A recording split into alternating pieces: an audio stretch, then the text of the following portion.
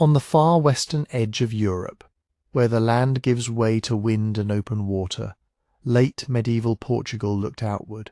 Its towns faced the Atlantic, fishing boats slipping past headlands, merchant ships testing the coast, and sailors watching the horizon as if it were a road. Behind them lay Iberia's interior, shaped by old wars and shifting borders. Ahead of them lay an ocean that seemed at first more like a boundary than a pathway. By the 14th and early 15th centuries, Portugal was a small kingdom with a long shoreline and limited room to expand on land. To the east was Castile, larger and powerful, and to the south, the last centuries of the Reconquista had left a frontier mentality: fortresses, raids, truces, and a steady flow of people and ideas across religious lines. Portugal's rulers, nobles, and merchants were not dreaming of global empire in the modern sense. They were looking for security, wealth, status, and leverage in a competitive world. And the Atlantic, so often rough and grey, offered something unusual: space. Before we continue, if you're enjoying the story, subscribe to the channel for more long journeys through history like this one. And let me know in the comments where in the world you're listening from tonight. I always love seeing how far these stories travel. Now, back to Portugal and the remarkable empire it was beginning to build. In this story, that ocean becomes the main stage. Over the coming centuries, Portugal will stitch together distant routes and scattered outposts, island settlements and coastal forts, trading factories and conquered cities, missionary stations and sugar plantations. It will reach the rivers of West Africa, the markets of the Indian Ocean, the harbours of East Asia, and the wide coastline of Brazil. Sometimes Portuguese ships will arrive as guests and traders, sometimes as raiders, conquerors, and slave-takers, often as all of these at once, depending on who is telling the tale and where you are standing. The central question is simple and strange. How did a kingdom of a few million people build an overseas presence that stretched across so many seas? And how did it keep that presence in one form or another for so long? The answer is never just one thing. It is found in navigation and ship design, in maps copied and corrected, in the patience of pilots learning winds and currents. It is found in commerce: gold, salt, wheat, sugar, and, above all, spices, small, fragrant goods that could finance enormous risks. It is found in faith and ideology, in crusading language and missionary ambition, and in the conviction that expansion could be made righteous. It is also found in violence. The Portuguese Empire will grow through treaties and bargains, but also through coercion, cannon fire, sieges, and forced labour. Enslavement will become a terrible engine of the Atlantic world, tying Portugal's ports to African coasts and American plantations. Alongside that brutality, there will be cultural mixing, new communities forming in ports and islands, intermarriage and multilingual trade, hybrid foods and borrowed words, and the daily improvisations of people trying to live inside systems they did not choose. We'll move slowly in order, beginning before the great voyages, when Portugal was still mostly a European kingdom with maritime habits, not yet an oceanic power. If you enjoy calm, chronological history like this, take a moment to subscribe and share where you're listening from in the comments. It helps this series find its way. For now, imagine the Portuguese coast at dawn, the smell of tar and salt, the creak of rigging, and the steady pull of tide. The first decisive step will not be toward India or Brazil, but south across a narrow stretch of sea toward North Africa, toward a fortified city that will test Portugal's ambitions and set a new direction for its future. In 1415, that city will be Ceuta. Portugal itself was a recent creation by medieval standards, out of the borderlands of the old Christian kingdoms. It took shape in the 12th century under Afonso Henriques, winning recognition as a monarchy, and then slowly hardening its frontiers. By the early 1400s, The long Reconquista had trained its nobility for war and rewarded them with land, titles, and a taste for raids and sieges. But Portugal's southern frontier had quieted. There were fewer nearby prizes left to take, and across the border Castile loomed, an unavoidable rival, and a reminder that Portugal could not safely grow eastward. Economically, too, the kingdom felt its limits. Lisbon and Porto traded, but Portugal lacked the deep reserves of silver and gold that fueled other powers. Grain shortages and the aftershocks of plague and war had left rulers looking for new revenues. Across the water, North Africa seemed to offer answers: access to Mediterranean commerce, a chance to strike at Muslim shipping in crusading fashion, and, most enticing, a doorway to the Saharan routes that carried gold south from West Africa into the markets of the Maghreb. So in 1415, King João I and his sons led a fleet to Ceuta, the fortified city guarding the Strait of Gibraltar. The assault succeeded, and Portuguese banners rose over its walls. In the royal court, Ceuta could be spoken of as a holy victory and a strategic masterpiece, proof that Portugal could project power beyond Iberia. Yet holding Ceuta proved different from taking it. Trade did not obediently flow into Portuguese hands. Merchants diverted to other ports, and Ceuta became a costly garrison, exposed and surrounded. Still, the capture mattered. It pulled the court's attention toward Africa and the Atlantic approaches, and it planted a new idea in Portuguese politics, that security, prestige, and profit might be found not by expanding on land, but by reaching outward along sea lanes that no one kingdom could easily block. Ceuta had opened a door, but it had not delivered the windfall many had imagined. The city was a trophy that demanded constant payment in men and supplies, and it taught the Portuguese court a hard lesson. Control of a single fortress did not guarantee control of the trade that fed it. If the gold and goods of Africa could slip away to other ports, then Portugal would have to do more than hold a gate. It would have to learn the roads, especially the watery roads, leading toward the sources. In this moment, one figure became the most persistent advocate for pushing outward. Infante Henrique, remembered as Prince Henry the Navigator, was the third son of King João I, a prince with royal authority but no throne to inherit. He carried the crusading spirit of the age, shaped by Ceuta's conquest and by the old language of holy war that still framed conflict with Muslim powers. But Henry's vision was not only devotional, it was strategic, and it was commercial. He wanted Portugal to outflank its rivals, weaken Muslim-held trade networks in North Africa, and reach the gold of West Africa more directly. He also sought, as many Europeans did, rumours of Christian allies somewhere beyond Islam's southern reach, legends that drifted through courts and monasteries, promising a distant partner and a wider Christian world. Henry did not personally captain most voyages. His power lay elsewhere in organisation and patronage.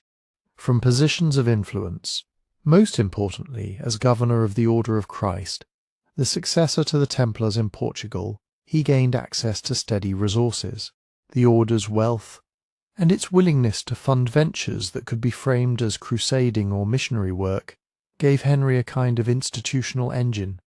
Royal favour, noble ambition, and mercantile hunger all gathered around that engine, and the Atlantic became the testing ground. Over time, a network formed around him. Pilots who had learned the moods of the ocean, shipbuilders refining hulls for new conditions, cartographers compiling scraps of coastal knowledge into usable charts, and financiers willing to risk money for future returns in gold, sugar, dyes, and captives. The School of the Sea, as it is often called, was less a single building and more a culture, an environment in which experience was gathered, compared, and passed forward.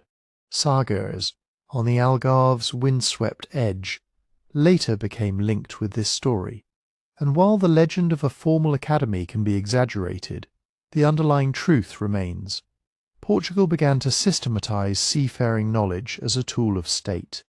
The Atlantic demanded that kind of seriousness. Mediterranean sailing had long depended on familiar coasts and seasonal rhythms. But out beyond Iberia's western face, the ocean behaved differently.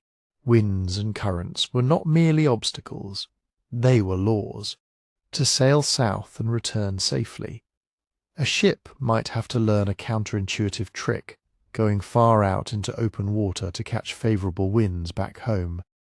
This turn of the sea would become essential, but it had to be learned by trial, and trial could be fatal. The great psychological barrier of the early voyages was Cape Bojador, a headland on the Saharan coast. To later sailors, it was simply a point on a map. But to 15th century mariners, it carried fear. Stories spread of boiling seas, of monsters, of currents that would seize a ship and never let it return. More realistically, Bojador's shallows, reefs, and tricky winds made it dangerous for vessels that hugged the coast too closely. The Cape came to represent the edge of the known, an invisible wall built as much from rumour as from water and stone. For years, Portuguese expeditions approached and turned back, reporting little and confirming everyone's anxiety. But Henry's method was patient. Instead of demanding one grand leap, he encouraged incremental probing, small advances that could be held, measured and repeated. Sail a little farther than last time. Bring back notes, correct the chart, learn the wind, try again. This approach was matched by an important tool, the caravel. Compared with heavier ships built for war or bulk cargo, the caravel was lighter, faster, and more manoeuvrable. With its shallow draft, it could explore coasts, slip into inlets and retreat from danger. Lateen sails, triangular and efficient, allowed better sailing into the wind, which mattered immensely along a coastline where the breeze could punish stubbornness. The caravel did not solve every problem, but it expanded what a crew could attempt with some hope of returning alive. In 1434, the barrier cracked. Gilleans, sailing under Henry's patronage, finally passed Cape Bojador and came back to tell the tale. There were no monsters, no boiling edge of the world, only sea and sky and a coastline that continued southward. The meaning of that voyage was larger than the distance it covered. It proved that fear could be outrun, that the map could be extended, and that persistence could turn legend into geography. From that point, the Portuguese pushed down the African coast, gained a new rhythm. Each expedition gathered practical intelligence, where fresh water could be found, which winds turned treacherous at certain seasons, what sandbanks waited like traps. Names began to accumulate, headlands, bays, islands, marks of a coastline being folded into European awareness. Some contacts were cautious exchanges, mediated by gestures, interpreters, and bargaining. Others were violent from the beginning. The Portuguese came not only as explorers, but as raiders armed and expecting profit. In the 1440s, voyages reached farther into the region of what Europeans called Guinea. Along the way, Portuguese crews seized people in raids and ambushes, carrying captives north. These early captures were not yet the later, fully industrial Atlantic slave system, but they were part of its opening chapter. Enslavement already existed within Africa and across the Mediterranean world, and Portuguese society was familiar with slavery in domestic and urban forms. What changed now was the direction and the scale that future decades would make possible human beings taken by sea as cargo. Their lives turned into a line on an account. The court and chroniclers could cloak these actions in the language of crusade and conversion, and sometimes captives were presented as proof of victory over non-Christian peoples. But the economic logic was plain. Captives could be sold. So could ivory, animal skins, and small quantities of gold dust. Each successful return strengthened the case that the Atlantic could pay. At the same time, this was not a simple story of Europeans imposing themselves on an empty shore. West African societies were organized, political, and capable of resistance. Some communities fought, some fled, some negotiated. Trade could happen only where local leaders allowed it, and coastal exchange often depended on complex relationships inland that Portuguese sailors barely understood. Even the raids revealed limits. Strangers arriving by sea could strike quickly, but they could not hold territory without deeper commitments, and the coast was long. Still, a pattern was forming. Portugal as a maritime power that would use ships, forts, and negotiated access points rather than vast land conquest, at least at first. The dream was to find the gold routes that fed North Africa, to reach them without intermediaries, and to bring wealth into Lisbon's harbours. The deeper dream was to keep going, past deserts, past capes, past every supposed boundary, until the ocean itself became Portugal's highway. And so, as Prince Henry's patronage continued, the African coastline widened in the Portuguese imagination. Each new league of mapped shore suggested another beyond it, and beyond that, perhaps, a passage to the riches of the East. Ceuta had been a hard-won stone on the edge of Africa. Now Portugal was beginning to pursue something larger and more fluid, a frontier made of wind, current, and coastline, stretching south into unknown waters where opportunity and violence travelled together in the same small ships. As the coastline lengthened on Portuguese charts, the Atlantic itself began to look less like a barrier and more like a working space, something to be crossed, returned across, and used. And before the ships pressed much farther down the African shore, Portugal found two crucial stepping stones out in the open ocean. Madeira came first, reached and settled by the Portuguese in the early 15th century. Its thick forests were cut back, its slopes measured and claimed, and quickly the island became a proving ground for a new kind of Atlantic economy. Sugarcane, already known from older Mediterranean plantations, took root in Madeira's soil. Mills and irrigation systems followed, and with them came labour that was increasingly coerced, free settlers alongside enslaved people brought from elsewhere. The island was not merely a stop on the way south. It was a laboratory where Portugal learned how to turn an island into a revenue machine, linking land, credit, shipping, and forced labour into a single system. Farther out, the Azores began to be settled as well, scattered across the Atlantic like small green anchors. They were cooler and wetter than Madeira, less suited to sugar on the same scale, but valuable in a different way. The Azores helped Portugal practice long-distance navigation and made the turn of the sea, that wide, looping return through the Atlantic winds, more manageable and predictable. Grain, livestock, and harbours, where ships could recover, became part of a growing Atlantic rhythm. The islands were quiet, wind-swept places, but they mattered, in a world where the sea decided what was possible. A place to stop, repair and resupply could shift the limits of ambition. From these islands and from the ports of Portugal, the push along West Africa continued, now with more confidence and more routine. What had been daring reconnaissance began to harden into a route. Seasonal departures, familiar landmarks, expected profits. By the time Portuguese voyages reached the region around the Senegal River and Cape Verde, they were entering zones tied into deep inland networks of trade and power. Gold did not simply sit on beaches waiting to be gathered. It travelled through many hands, across many boundaries, and it was bound up with political authority. Along the Senegal and farther south, Portuguese captains searched for reliable points of contact, places where they could exchange goods without being attacked, and where local leaders saw advantage in letting strangers trade. Cloth, metal goods, and other imports could be attractive, but commerce was never just a matter of price. It depended on diplomacy, on hostages and guarantees, on interpreters and alliances, and on a careful reading of local expectations that Portuguese crews often misunderstood. As the voyages moved toward what Europeans broadly called the Guinea coast, The list of desired commodities sharpened. Gold was the most dazzling. Even small quantities of gold dust promised enormous returns in Lisbon, where royal finances and private fortunes both hungered for it. Ivory followed, dense, valuable, and portable, easily turned into luxury goods in Europe.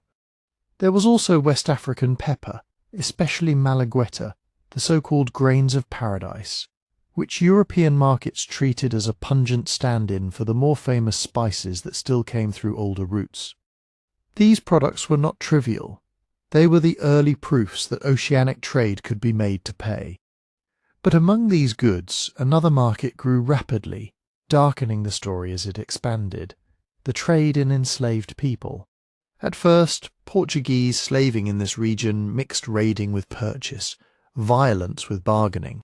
Captains seized captives when they could, and when they could not, they sought to buy people already enslaved through African systems of warfare, punishment, and dependency. The Portuguese did not invent slavery, but they were beginning to reshape it, pushing it into a maritime commercial structure that treated human beings as exportable units, priced and shipped like other cargo. If Madeira had shown how plantation production could be organized, the coast of West Africa began to supply labor for that model, and later for even larger Atlantic ventures. A triangle was forming: ships out with trade goods, ships back with gold and captives, and islands where cash crops could be grown with coerced labor.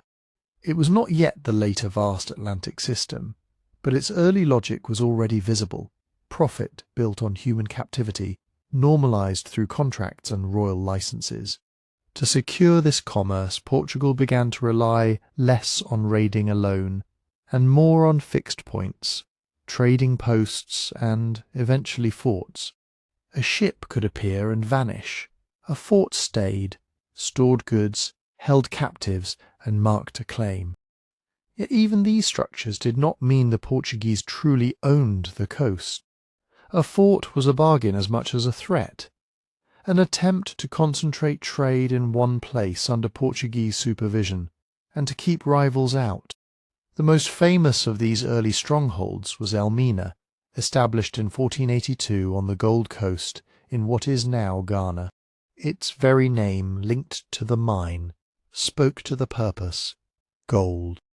Elmina was built as a stone statement of intent, a warehouse and a fortress in one, meant to pull gold trade toward Portuguese hands and away from competing routes. It became a hub where European merchants, African brokers, and local authorities negotiated access and price, and where Portugal tried to impose order on an exchange it could not fully control. Elmina also reveals the complicated reality of power along the coast.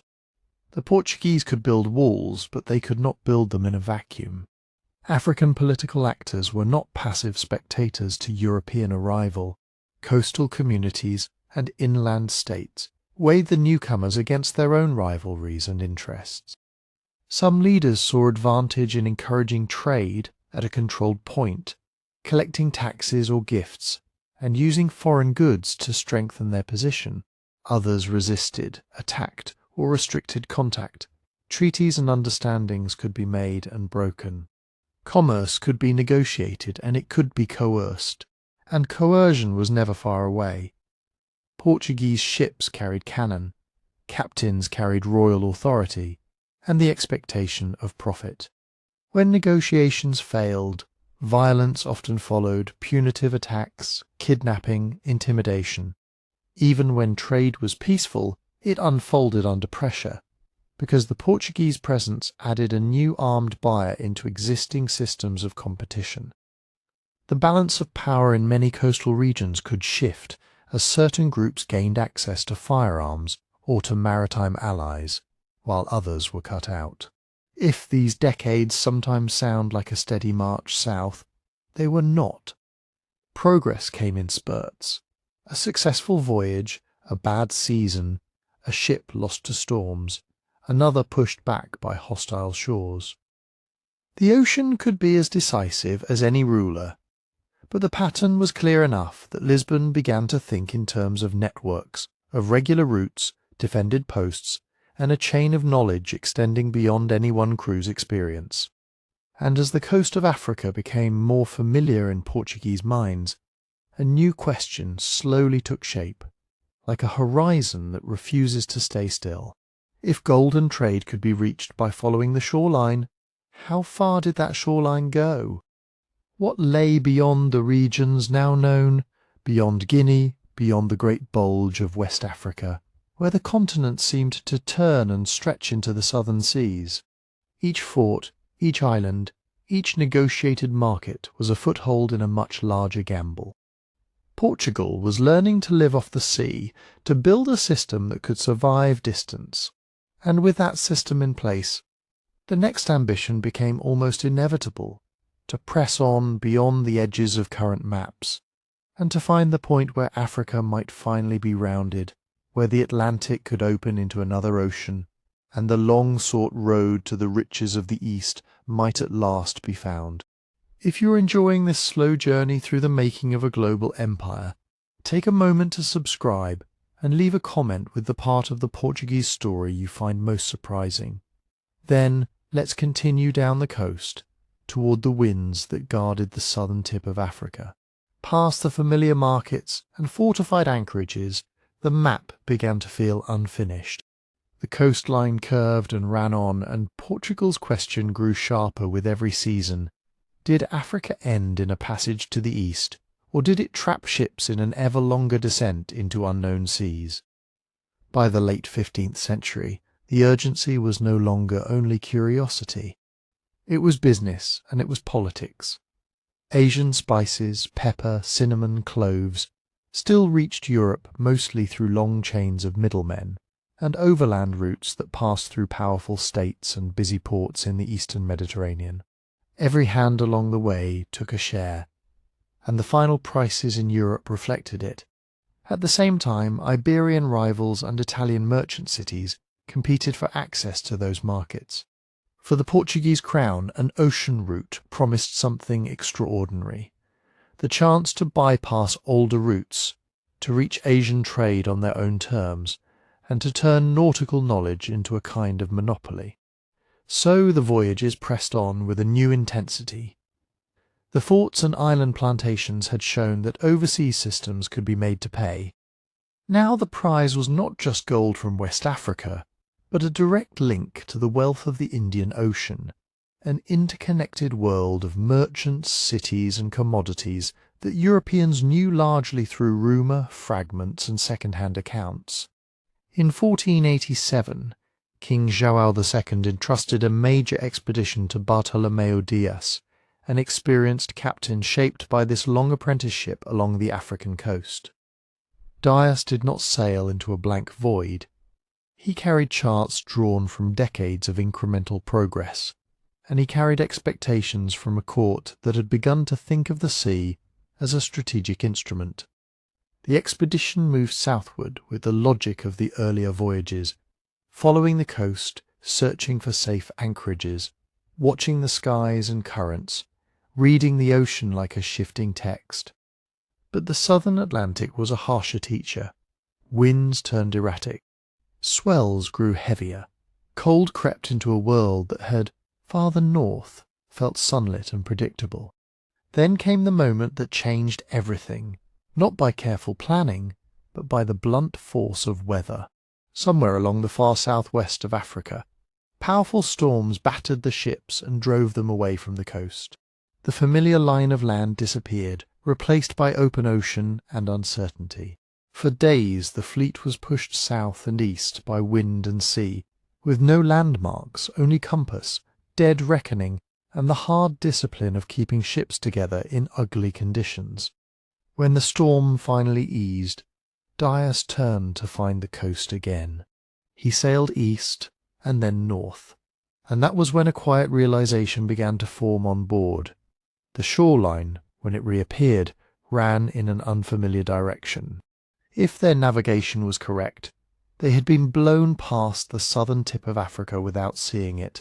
The very thing Portugal had hunted for, the turning point, had been crossed almost by accident, hidden by cloud and spray. Dias continued along this new coastline on the other side of the continent, moving into waters that belonged, geographically and commercially, to a different world. He reached as far as the area near the Great Fish River, where the limits of the expedition closed in, supplies thinning, men exhausted, and the unknown stretching ahead. The shipboard reality behind these accomplishments was less triumphant than the chronicles sometimes suggest. Voyages like this were long tests of planning and endurance. Food had to survive months of damp and salt air, hard biscuit that attracted weevils, salted meat that could turn rancid, dried legumes, oil and wine or water stored in barrels that could foul. Fresh food was a temporary blessing whenever landing was possible. Fish, perhaps livestock traded or seized, maybe fruit or greens if the shore offered them. But resupply was never guaranteed, and every delay threatened the arithmetic of hunger. Sickness was an ever-present shadow. Scurvy caused by the lack of fresh produce could swell gums and loosen teeth, weakening men until simple work became agony. Wounds festered easily in the wet. Fevers came and went, and beyond the physical dangers was the slow erosion of morale. The sameness of the sea, the anxiety of storms, the fear that the voyage might never find its way back. Navigation was both art and improvisation. Portuguese pilots used the compass and the stars, measuring latitude with instruments that were still developing and often difficult to use on a rolling deck. Longitude remained out of reach. Much depended on experience, on reading winds, recognizing bird patterns, feeling currents, and knowing when to trust calculations and when to trust the sea itself. A mistake could mean missing land entirely, or running straight into it at night.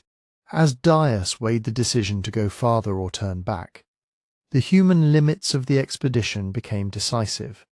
Accounts describe his men urging a return. The argument was not cowardice so much as calculation.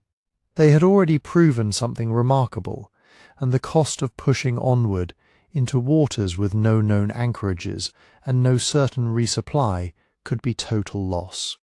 Dias agreed, and the fleet turned back.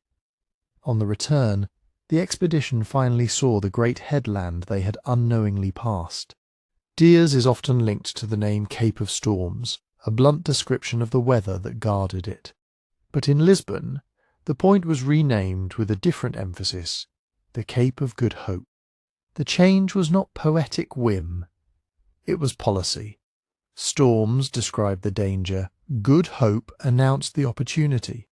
The Cape became a promise that the route to the east was not a fantasy. There was at last a way around Africa. The consequences were immediate in the realm of ideas and slower in the realm of action. Dias had not reached India, not even close, but he had provided proof, geographical proof, navigational proof, that the Atlantic did not end at an impenetrable southern wall. Beyond the Cape lay another ocean, and with it the possibility of entering the vast commercial system of the Indian Ocean. That proof expanded Portugal's imperial imagination. A chain of forts and markets along West Africa now seemed like the western half of something bigger, a route that could extend into Muslim port cities, Hindu kingdoms, Swahili trading towns, and the great spice networks of Southeast Asia. It suggested wealth, but also conflict, because the Indian Ocean world was not waiting to be discovered. It already had its own powers, its own rules, its own experienced mariners and merchants. If the Portuguese arrived, they would arrive as latecomers with cannon and ambition, trying to force a place into a crowded system. Dias returned with battered ships and a monumental answer. Africa could be rounded. The door existed, and once a door is known to exist, someone will try to walk through it. In the next voyage, Portugal would send a fleet not merely to find the turning point, but to follow the new coastline all the way into the markets that had haunted European dreams for centuries, until at last a Portuguese captain would reach India by sea. In 1497, the promise of the Cape of Good Hope was no longer just a line on a map. It became a plan, measured in barrels of water, coils of rope, and the names of men chosen to take the risk. King Manuel I, newly on the throne, placed the venture in the hands of Vasco da Gama, an able commander from a lesser noble family, not yet famous, but trusted to carry the crown's hopes beyond Africa and into the trade that had enriched others for centuries. 4 vessels left Lisbon in July, 2 larger ships built for ocean sailing, a smaller caravel, and a supply ship meant to be emptied and abandoned when its stores were transferred. They carried interpreters, priests, soldiers and letters addressed to rulers the Portuguese had never met. They also carried assumptions, some inherited from medieval geography, that India might be reached by negotiating with Christian allies somewhere in the east, or by finding a single powerful ruler who could open the spice world like a gate. Da Gama's first decision was to avoid being trapped by the winds along the African coast. Instead of hugging the shoreline all the way down, he used an Atlantic strategy Portuguese pilots had refined over decades. The wide swing into open ocean, the volta do mar, riding the great circular wind system that could carry ships southward faster and more safely than a cautious crawl along unfamiliar shores. It meant weeks with no land at all, just sea and sky, and the slow, disciplined routines of maintaining masts, sails, and morale. When land finally returned, it was the harsh coastline near southern Africa, where surf and sudden weather could punish the careless. The fleet rounded the Cape and entered the Indian Ocean world that Dias had only glimpsed. Here the wind behaved differently, governed by monsoon patterns that locals understood as instinct and experience rather than theory. The Portuguese could read latitude, but they could not yet read this ocean the way its own sailors did. And so, as much as the voyage was later celebrated as a triumph of European navigation, it also depended on something humbler, asking directions, hiring pilots, and learning, quickly, that the sea route to India was not a single discovery, but a chain of knowledge held by many hands. Moving up the East African coast, the Portuguese encountered Swahili city-states that were already deeply connected to long-distance trade, Arabic-speaking merchants, African elite, and Indian Ocean networks that carried gold, ivory, iron, textiles, and people. Places like Mozambique, Mombasa, and Malindi were not remote outposts, but busy nodes in an established commercial system. Their rulers negotiated from a position of experience, accustomed to weighing strangers, and deciding whether they were useful, dangerous, or simply irrelevant. The meetings were tense, sometimes hostile, shaped by mistrust and by the Portuguese habit of arriving with demands backed by force. At Mozambique, relations soured. At Mombasa, the atmosphere was threatening enough that Da Gama moved on quickly. But at Malindi, a rival of Mombasa, the Portuguese found a more willing partner. There, they secured what they needed most: a skilled local pilot who understood the monsoon winds and the open water route across the Arabian Sea.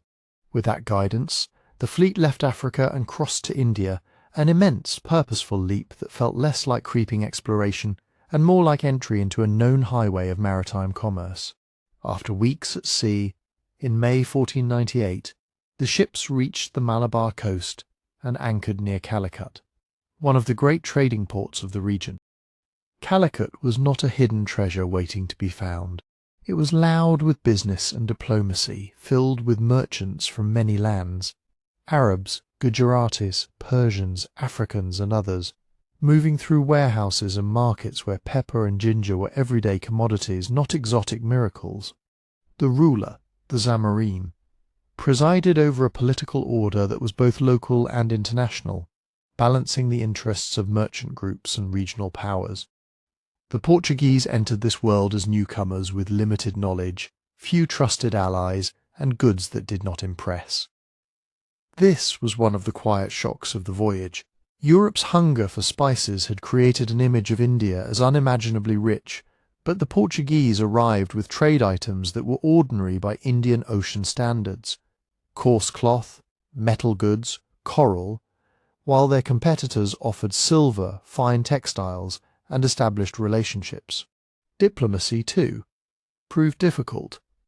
Da Gama sought privileges that suggested he imagined a direct partnership with the highest authority, but Calicut's trade was not controlled like a single royal monopoly. It was a negotiated system, and outsiders had to earn their place within it. Muslim merchants, long active in the Indian Ocean routes, viewed the newcomers with suspicion. Some used their influence to undermine Portuguese requests, warning that these strangers were not simply traders but armed intruders.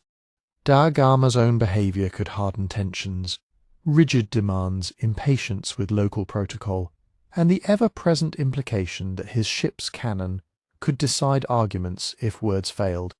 He did secure a form of permission to trade, but the agreements were fragile, and the cargo he obtained was smaller than Lisbon had dreamed.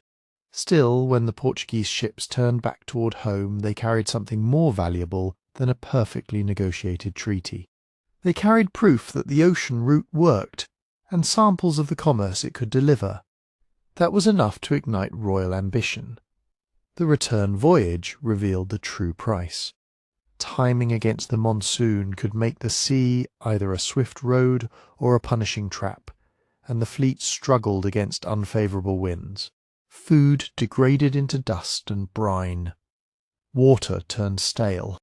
Scurvy spread through the crews, gums swelling, limbs weakening, men dying slowly rather than in a single dramatic moment.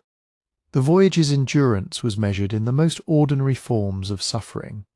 Work done while feverish, sails handled with bleeding hands, shipmates buried at sea with barely enough strength to stand. By the time the survivors reached East Africa again and made their way around the Cape, the expedition had been reduced and battered. The supply ship was gone, as planned. Other vessels were lost or abandoned. When da Gama finally returned to Portugal in 1499, only a fraction of the men who had left Lisbon came back with him. The voyage was remembered as a national triumph, but it was also an event of grief, paid for in bodies as much as in coin, and yet the impact was unmistakable. Even a modest cargo of spices could sell at a profit great enough to justify the risk. More than that, the voyage shifted Europe's sense of possibility.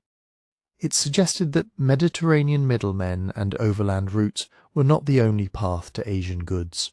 Portugal, a small kingdom at the edge of the Atlantic, had placed itself at the edge of a new system, one that promised not merely participation in the spice trade, but the temptation to control it. That temptation would soon become policy. A single voyage could discover a route, but it could not secure it. To make the sea road pay reliably, Portugal would try to turn open commerce into a managed pipeline through armed fleets, fortified ports, and demands that ships carry Portuguese permission to trade. The journey of Vasco da Gama had opened the door. What came next would be Portugal's attempt to stand in that doorway and decide who could pass. In the first years after da Gama, Portuguese policy hardened into a simple idea.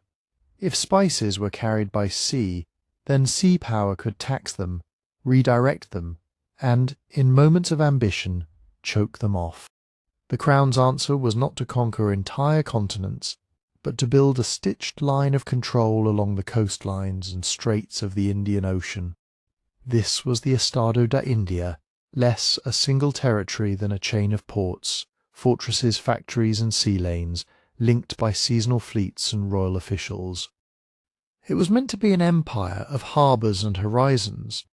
A Portuguese captain did not need to hold the countryside if he could hold the anchorage, the customs house, and the mouth of the strait where ships had to pass. To make that logic real, the Portuguese leaned on a tool that turned the ocean into paperwork, the cartaz system. In theory, any merchant ship sailing key routes needed a Portuguese-issued pass, listing where it could go, what it carried, and who it belonged to. In practice, it was a mixture of customs regulation and protection racket.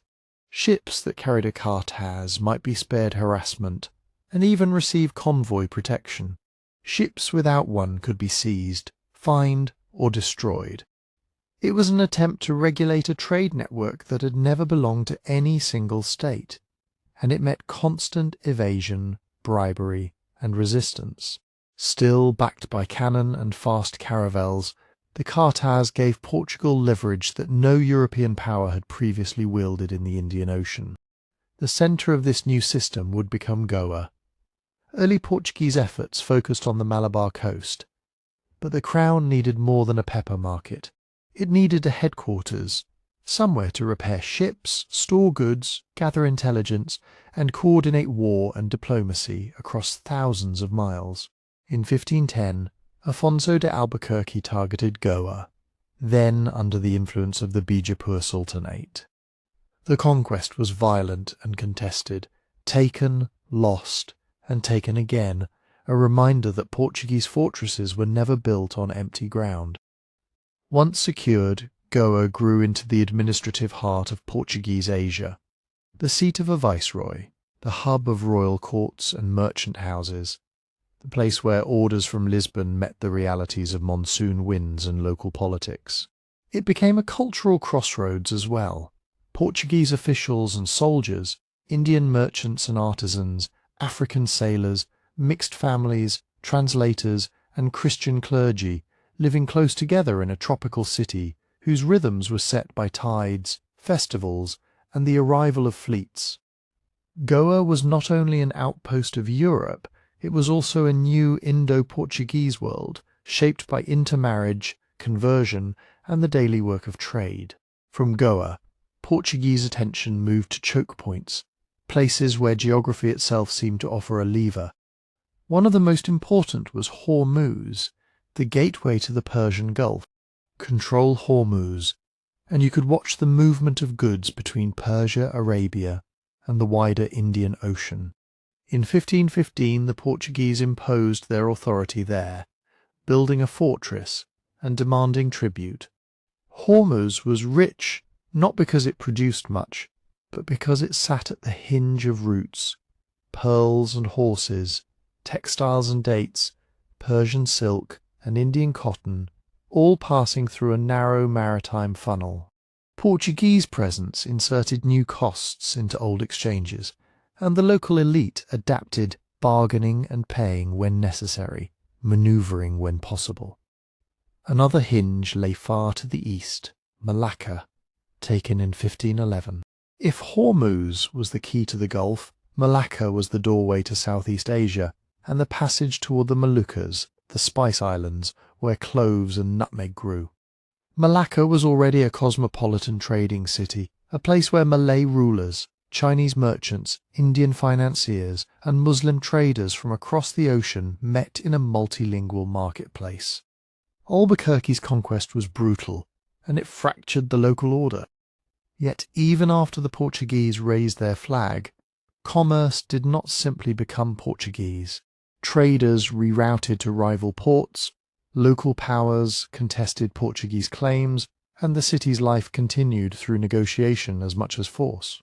Across these nodes, Goa, Hormuz, Malacca, the Estado de India tried to pull the wealth of Asia into a controlled channel. Spices were the crown's obsession.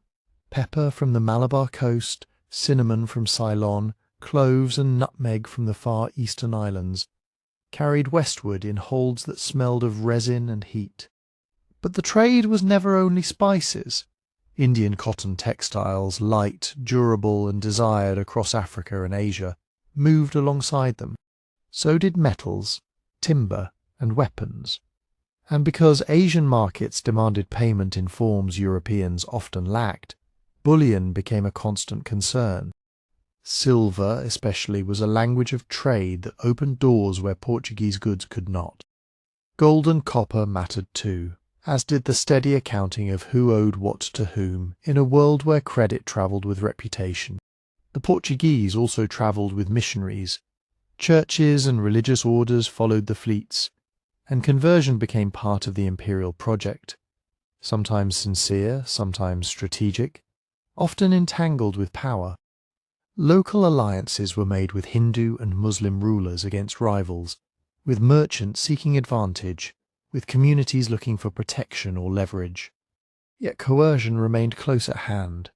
Bombardments of coastal towns, seizure of ships, hostage-taking, and punitive raids meant to make examples out of resistance. The Estado de India was built with treaties and marriages, but also with fear. And for a time it worked, at least enough. The annual fleets carried spices to Lisbon, feeding European appetites and royal budgets. In the Indian Ocean, Portuguese captains learned monsoon schedules, hired pilots, and adopted local maritime knowledge even as they claimed superiority over it.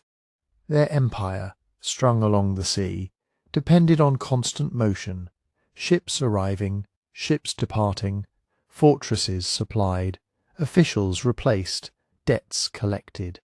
But beneath the appearance of control was a quieter truth. An ocean cannot be owned the way a field can. Every cartaz issued was also an invitation to forge one. Every fortress required garrisons, wages, and loyalty. Every alliance created an enemy. The Estado da India was a remarkable creation for a small kingdom, but it was also fragile, always contested, and always hungry for ships, men, and money. Fragile, hungry, and stretched thin. This was the daily condition of Portuguese power in the Indian Ocean, and yet, in the years after Goa and Malacca, the Estado da India began to feel less like an experiment and more like a lived-in world. Not a solid block of territory, but a string of routines. Officers checking cargo lists, interpreters negotiating prices, priests hearing confessions, sailors repairing rigging, and merchants watching the sky for the change of wind. Along the Swahili coast of East Africa, that daily empire met societies that were already ocean-facing. Kilwa, Mombasa, Malindi, Sofala. These were not isolated towns waiting to be discovered, but nodes in a network tying the African interior to Arabia, Persia, and India. Gold from the lands around Great Zimbabwe moved toward the sea. Ivory and iron, beads and cloth followed the rhythms of caravan and monsoon. Portuguese ships arrived with their own ambitions, trying to redirect commerce toward their fortresses and their taxes, and to turn coastal rulers into allies or dependents through treaties, gifts, and threats. Some relationships were cultivated carefully. Malindi, for example, had reasons of its own to favour the newcomers against rivals. Other places endured punishment.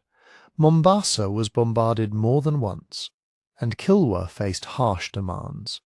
Yet even where Portuguese cannon seemed decisive, it rarely created peace. It created a pause long enough to extract a promise, install a factor, demand tribute, and then sail away before the balance of local politics shifted again. From Mozambique Island, the Portuguese built a way station that mattered as much for water and repairs as for strategy. Ships crossing between Africa and India needed places to rest crews, replace masts, and wait for the monsoon. In that sense, empire could be as simple as a dependable anchorage and a storehouse of biscuits. But the anchorage lived within African and Swahili worlds, dependent on food supplies, labour, pilots, and diplomacy with nearby communities. A fortress could not eat cannonballs, it needed grain. Across the Indian Ocean littoral, Portuguese life was deeply mixed. Many soldiers and sailors never returned to Portugal.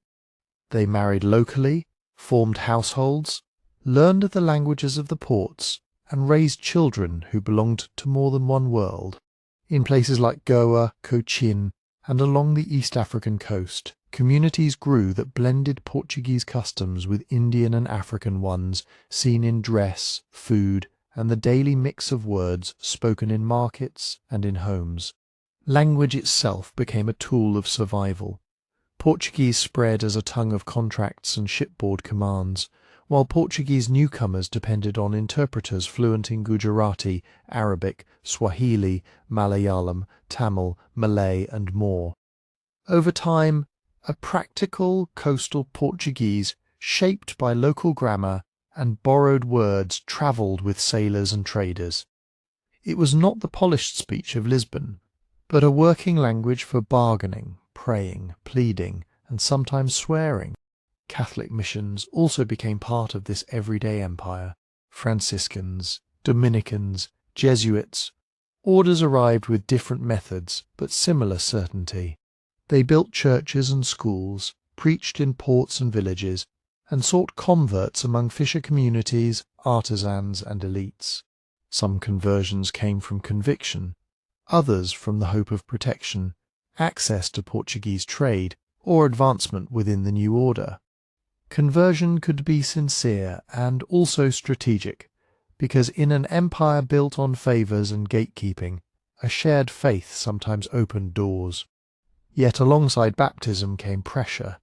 Missionary work could be entangled with coercion, and in some places it hardened into campaigns against local religious practices.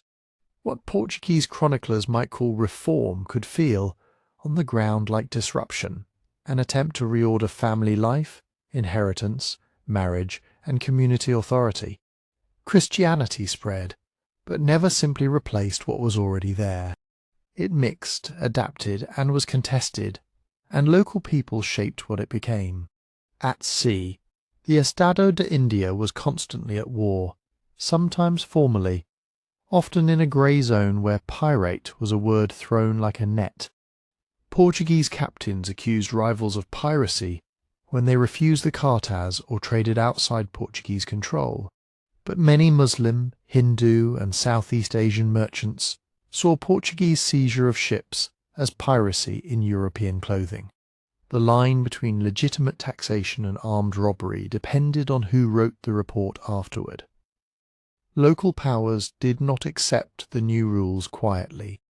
They adapted with countermeasures, convoys of their own, armed merchantmen, fortified harbours, and agreements to bypass Portuguese choke points.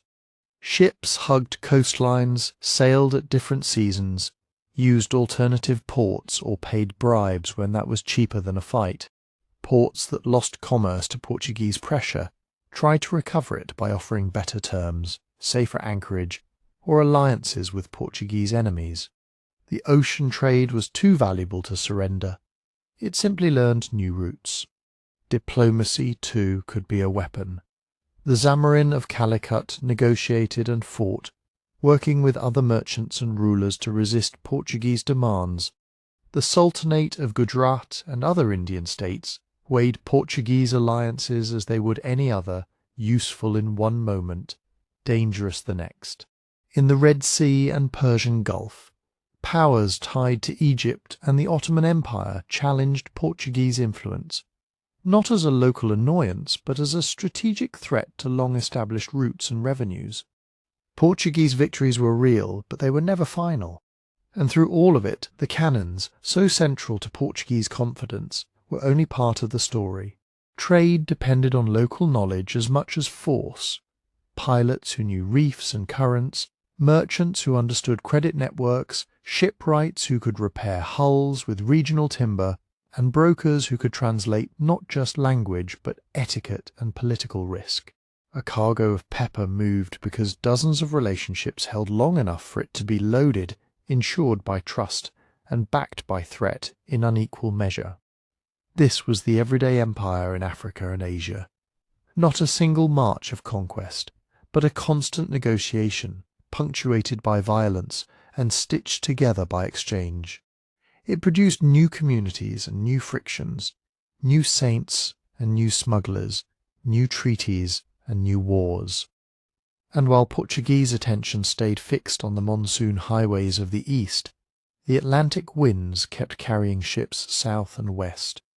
The same empire that tried to tax the Indian Ocean was also learning to live on ocean crossings, learning almost without noticing at first that another kind of world lay across the water where a different landfall would pull Portugal's future toward the far side of the sea. In the spring of 1500, that Atlantic wind became more than a background presence. It became a decision. A large fleet left Lisbon under Pedro Álvares Cabral, bound for India, 13 ships, hundreds of men, and the weight of royal expectations. The plan was familiar now. Ride the winds south, swing wide into the Atlantic to catch the best currents, then arc back toward the Cape of Good Hope. Portuguese pilots had learned that the ocean was not crossed by stubbornness, but by surrendering to patterns, trade winds, doldrums, and the slow, dependable turning of the sea itself. Cabral pushed farther west than some expected. Whether it was deliberate caution, an attempt to avoid the calms near the Gulf of Guinea, or an educated gamble that the Portuguese court was willing to accept, the route carried the fleet into waters that were not merely empty space between Europe and Africa. And then, after weeks of rolling horizon, birds appeared. The colour of the sea changed. On April 22, 1500, land rose on the western edge of the Atlantic, green, bright, and unfamiliar. Cabral's men called it the land of the true cross, and soon simply Brazil. They anchored along the coast near what is now Porto Seguro, and went ashore with ceremonies that made the moment legible to Europeans, prayers, a mass, a formal claim. It was a ritual of possession performed in a place already inhabited, already named, already lived in. For the people who watched from the shore, indigenous communities of the vast Tupi-speaking world, these strangers arrived as one more presence on a coastline that had its own politics, alliances, and conflicts long before any Portuguese sail appeared. The earliest encounters were cautious, curious, and tense in quiet ways. Trade began almost immediately. Small exchanges of objects, gestures, attempts at communication. Europeans recorded bodies, ornaments, and canoes. Indigenous observers measured the newcomers in their own terms, assessing intention and danger.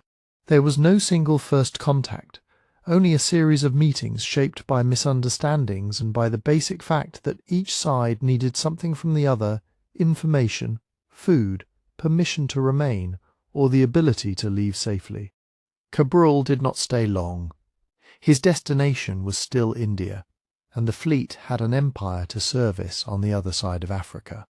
But a ship was sent back to Portugal with news of the landfall, and with it a new question for the crown. What exactly was this coast worth? At first, the answer was modest and practical.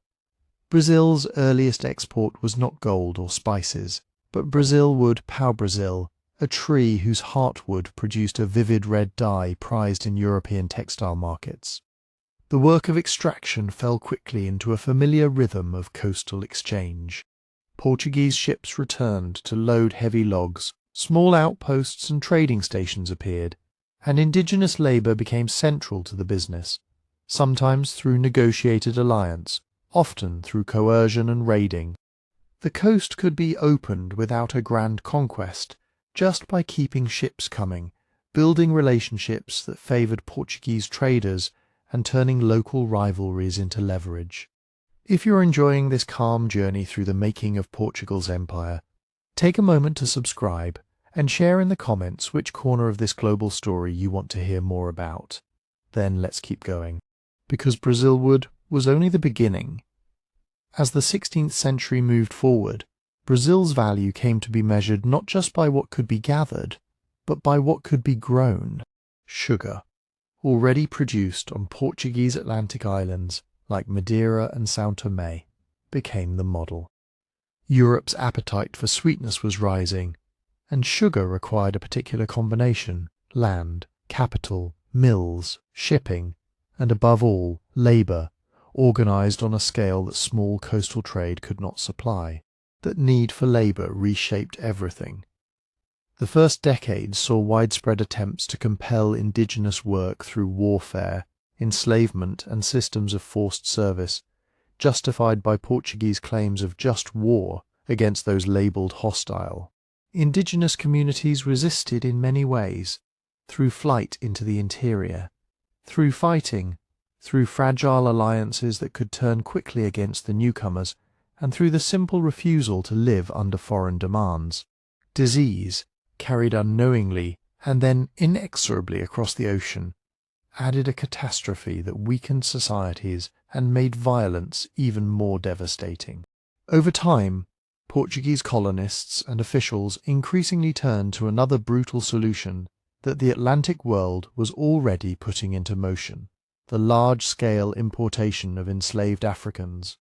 The same navigation that stitched Lisbon to West African ports and to island plantations now extended that system to Brazil. Ships, credit, and human captivity became part of one connected circuit, an Atlantic machine that could feed sugar plantations and enrich merchants while tearing lives apart. To secure this growing enterprise, Portugal needed more than occasional landfalls. It needed administration, settlers, and defence. The coastline was long, and European rivals, especially French traders, began to appear, drawn by Brazilward and by the possibility of their own footholds. So Portugal experimented with a method of colonization that tried to outsource the burden, the captaincies.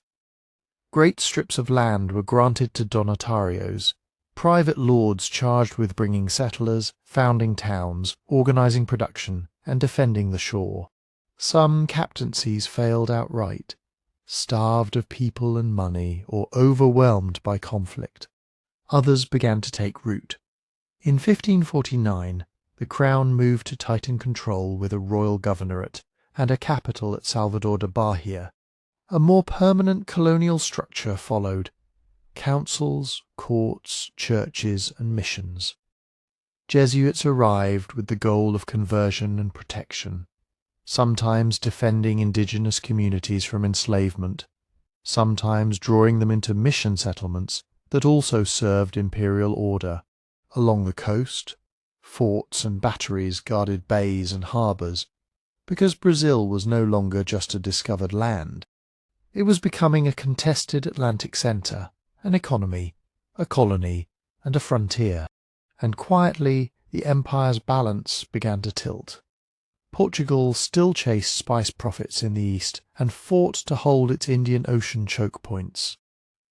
But Brazil offered something different: a vast territory that could be planted, peopled, and taxed, a place that might not yield pepper, but could yield permanence. In Lisbon, in merchant houses, and in the calculations of kings, the western Atlantic started to matter in a new way.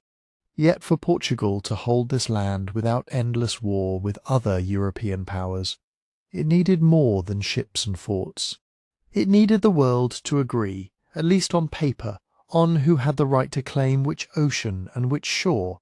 And that takes us to the legal and diplomatic lines that Europeans try to draw across the face of the sea. In late 15th century Europe, the ocean was still a kind of argument, an open space where competing crowns tried to turn bold voyages into lawful ownership. Portugal and Castile, soon to be the united crowns of Spain, were the most aggressive in pushing outward, and each wanted more than new routes. They wanted recognition, they wanted legitimacy, they wanted the power to say in courts and churches as well as on decks and beaches, "This is ours." The first solution was to appeal upward, to an authority that claimed to stand above kings. Popes had long been asked to bless conquests and settle disputes between Christian rulers, and in the 1450s the papacy had issued bulls that favoured Portuguese expansion along Africa. But in 1492, when Columbus returned from the western Atlantic with news that sounded, to many ears, like Asia itself, the balance of claim and privilege suddenly wobbled. Castile moved quickly. Papal documents in 1493 offered a line in the Atlantic, meant to protect Spanish rights in the newly revealed West. Portugal was not satisfied. It had invested decades in the African route, in forts and trade, in captains and pilots, and a whole oceanic strategy. It was not going to accept a papal line that might fence it in, so the quarrel shifted from pulpits to negotiating tables, and in 1494 the two crowns produced a new agreement, one that tried to divide the world with a single stroke. This was the Treaty of Tordesillas, an attempt to partition spheres of influence by drawing an invisible meridian in the Atlantic, west of the Cape Verde Islands. Lands discovered to the east of the line would fall to Portugal. Lands to the west would belong to Castile. On paper, it was elegant, an imperial geometry that promised peace by turning exploration into a regulated system. It treated the planet like a chart on a desk and oceans like borders. But the treaty was built on imperfect knowledge. Europeans did not yet have a reliable way to measure longitude at sea. Latitude could be estimated with the sun and stars, but east-west position was slippery, and maps disagreed with one another. Even the wording, how far exactly the line should be from the Cape Verdes, could be argued, so the treaty created certainty in theory and uncertainty in practice. It was a rule meant for a world that Europe had not yet fully measured. That uncertainty mattered almost immediately. When Cabral reached Brazil in 1500, Portuguese officials could claim with some plausibility that the bulge of the Brazilian coast lay on their side of the Tordesillas line. Whether the westward swing had been cautious navigation or quiet intention, it now became politically useful. A landfall turned into a legal possession, not because the people living there had agreed, but because a treaty between distant monarchs said it could be so. And from that foundation, Brazil's later expansion would grow. At first, Portuguese colonization hugged the coastline, ports, plantations, and the long reach of sugar's demands. But over the centuries, settlers, soldiers, missionaries, and fortune-seekers pressed inland, following rivers, seeking labour, and hunting for gold and diamonds.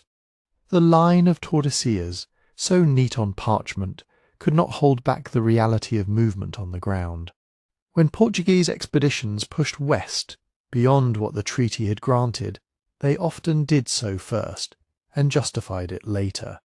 Practical control, who built towns, who patrolled routes, who could supply and defend, became a louder argument than a meridian no one could see. For Iberian rivals, the treaty was both shield and weapon. Portuguese diplomats could cite it when challenging Spanish intrusion in the Atlantic. Spanish officials could cite it when accusing Portugal of creeping beyond its allotment. Yet the two crowns also understood something quieter, that enforcement depended less on theology than on ships. Papal authority gave moral cover, but it could not police oceans. Royal diplomacy might draw lines, but sailors and captains armed with cannon, supported by financiers, and guided by pilots, decided what those lines meant in practice. At sea, enforcement was pragmatic. It looked like patrols near strategic coasts. It looked like fortresses in key harbours. It looked like seized cargoes, burned outposts, and hurried letters back to Europe describing why a skirmish had been necessary. The treaty did not remove conflict, it gave conflict a language. It offered a script for complaints, negotiations, and sometimes wars that could be framed as defending lawful rights. And then there were the treaty's limits revealed most sharply in Asia. The line of Tordesillas cut the Atlantic. But what about the other side of the world? If Portugal owned one hemisphere's worth of routes and Spain the other, where did the Spice Islands fall? Where did China fall? Where did Japan fall?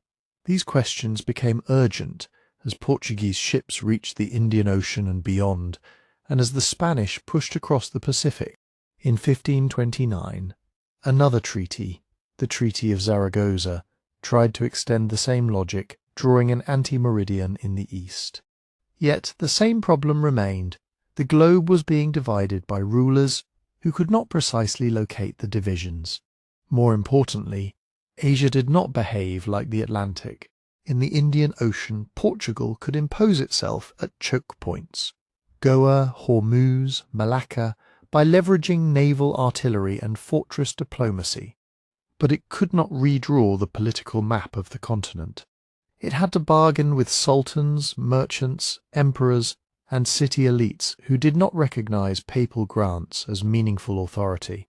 Portuguese power in Asia was real, but it was negotiated, contested, and constantly adjusted to local realities. And as the 16th century moved on, another limit emerged. Other Europeans began to enter the oceans, and they did not accept an Iberian division of the world. French, English, and later Dutch ships appeared where treaties said they should not be, arguing, when they argued at all, that the sea could not be owned by two crowns simply because a pope and a pair of monarchs had said so.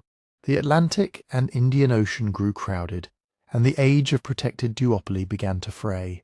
Still, for a time, the Treaty of Tordesillas mattered, not because it truly controlled the world, but because it shaped the way Portugal explained its empire to itself and to others. It encouraged a habit of thinking globally, of seeing oceans as spaces that could be managed by law and diplomacy, backed by force when necessary. It made Brazil more than an accident of navigation. It made it a rightful prize. And it helped Portugal imagine that a scattering of ports, islands and routes could form a coherent whole. But beyond the treaty's lines, the empire's most delicate work was beginning, finding ways to survive at the far edge of Asia, where diplomacy mattered as much as cannon, and where access depended on permission more than proclamation. The Portuguese would soon anchor themselves in places that did not fit neatly into any European partition, outposts and enclaves that connected them to the vast markets of China and to the guarded shores of Japan. In East Asia, Portuguese ambition could not be written into existence by a treaty line. It had to be negotiated day by day with officials who held real power on land and who could close ports as easily as they opened them. Here, the empire took on a different shape, less a chain of conquests, more a set of permissions, fragile, profitable, and never entirely secure. Along the southern coast of China, the Portuguese searched for a stable foothold. They had reached these waters by the early 16th century, but early encounters were tense, marked by suspicion and periodic violence, and by the Ming state's firm control over foreign trade. The breakthrough came not through a sweeping victory, but through a bargain. In the 1550s, Portuguese merchants were allowed to settle on a small peninsula at the edge of the Pearl River Delta. They would pay rents and fees, accept Chinese oversight, and, in return, gain a place to anchor ships, store goods, and wait for the monsoon winds. This was Macau, never quite a colony in the way Goa or Brazil would be, and not a fully sovereign possession in Chinese eyes. It was a hinge, a threshold, a place where cargoes could be shifted from ocean-going carracks to smaller craft, where interpreters and brokers could arrange meetings, and where time itself was an instrument of trade. Merchants waited for licenses, for the right season, for word from officials, for a change in politics that might open or close a door. Macau's importance was built on connections that ran in triangles. From China came silks, porcelain, lacquerware, and fine goods that were prized across Eurasia. From Japan came silver, freshly mined and minted into a metal that China's economy desperately needed, especially as taxes increasingly demanded payment in silver. And from the wider Portuguese network came spices, cotton textiles, and luxury items that could be exchanged and re-exchanged, their value rising with every border crossed. In practice, the China trade was also the Japan trade, and Macau sat between them like a careful middleman. The Portuguese carried Chinese silk to Japan, where demand was high and official channels limited. They returned with Japanese silver, which could then be used to purchase more Chinese goods or to settle accounts across the Indian Ocean. It was a circuit that turned distance into profit. It also made the Portuguese useful to powers that did not particularly want them useful enough at times to be tolerated. And woven through this commerce was another project, quieter in its language but just as far-reaching, the Jesuit missions. The Society of Jesus arrived in Asia determined not only to preach, but to translate words, concepts, and entire ways of thinking. In Macau they established schools and a base for learning languages that Europeans found difficult and local elites judged essential, spoken Chinese varieties, classical Chinese and Japanese. They produced dictionaries and grammars, wrote careful letters about etiquette and court politics, and tried to understand what kind of argument might persuade a Confucian scholar or a Japanese lord. Jesuits also carried tools of European learning that could open doors, astronomical instruments, clocks, mathematics, and cartography. In China, where the calendar was a matter of statecraft and cosmic legitimacy, the ability to predict eclipses and refine calculations could become a form of influence. The missionaries' best-known strategy was accommodation, dressing and behaving in ways that signalled respectability, presenting Christianity not as a crude foreign superstition, but as a coherent moral philosophy. It won conversations, patrons, and sometimes protection. It also created controversy, both within the church and among local authorities wary of divided loyalties, because Macau's privileges were never guaranteed. Ming officials could tighten rules, halt voyages, or punish smuggling. Portuguese traders sometimes broke regulations, bribed intermediaries, or pushed beyond what permits allowed, and each scandal threatened the entire arrangement. Macau depended on the fine print of imperial tolerance. It survived because it generated revenue, because it could be policed, and because it could be useful, until the day it seemed more dangerous than profitable. Japan, too, offered opportunity wrapped in uncertainty. The Portuguese arrived in the 1540s, at a time when the country was fractured by civil war, with regional lords competing for power and eager for any advantage. The newcomers brought silver trade connections, Chinese goods that were difficult to obtain through other channels, and most dramatically, firearms. Matchlock guns were copied quickly by Japanese craftsmen and spread through warfare, becoming one more factor reshaping the balance of forces during the long struggle toward unification.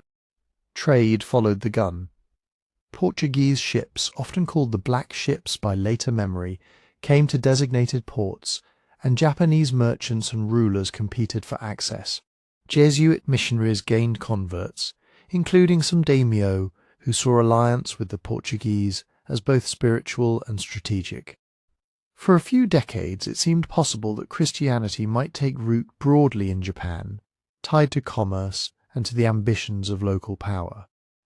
But Japan's politics did not stand still. As unifiers like Oda Nobunaga and Toyotomi Hideyoshi rose, and later as the Tokugawa shogunate consolidated authority, suspicion of foreign influence hardened. Christianity, once tolerated or even welcomed in some domains, began to look like an alternate chain of loyalty, one linked to overseas merchants and a distant pope. Persecutions began, bans were declared and enforced unevenly, and foreign access narrowed.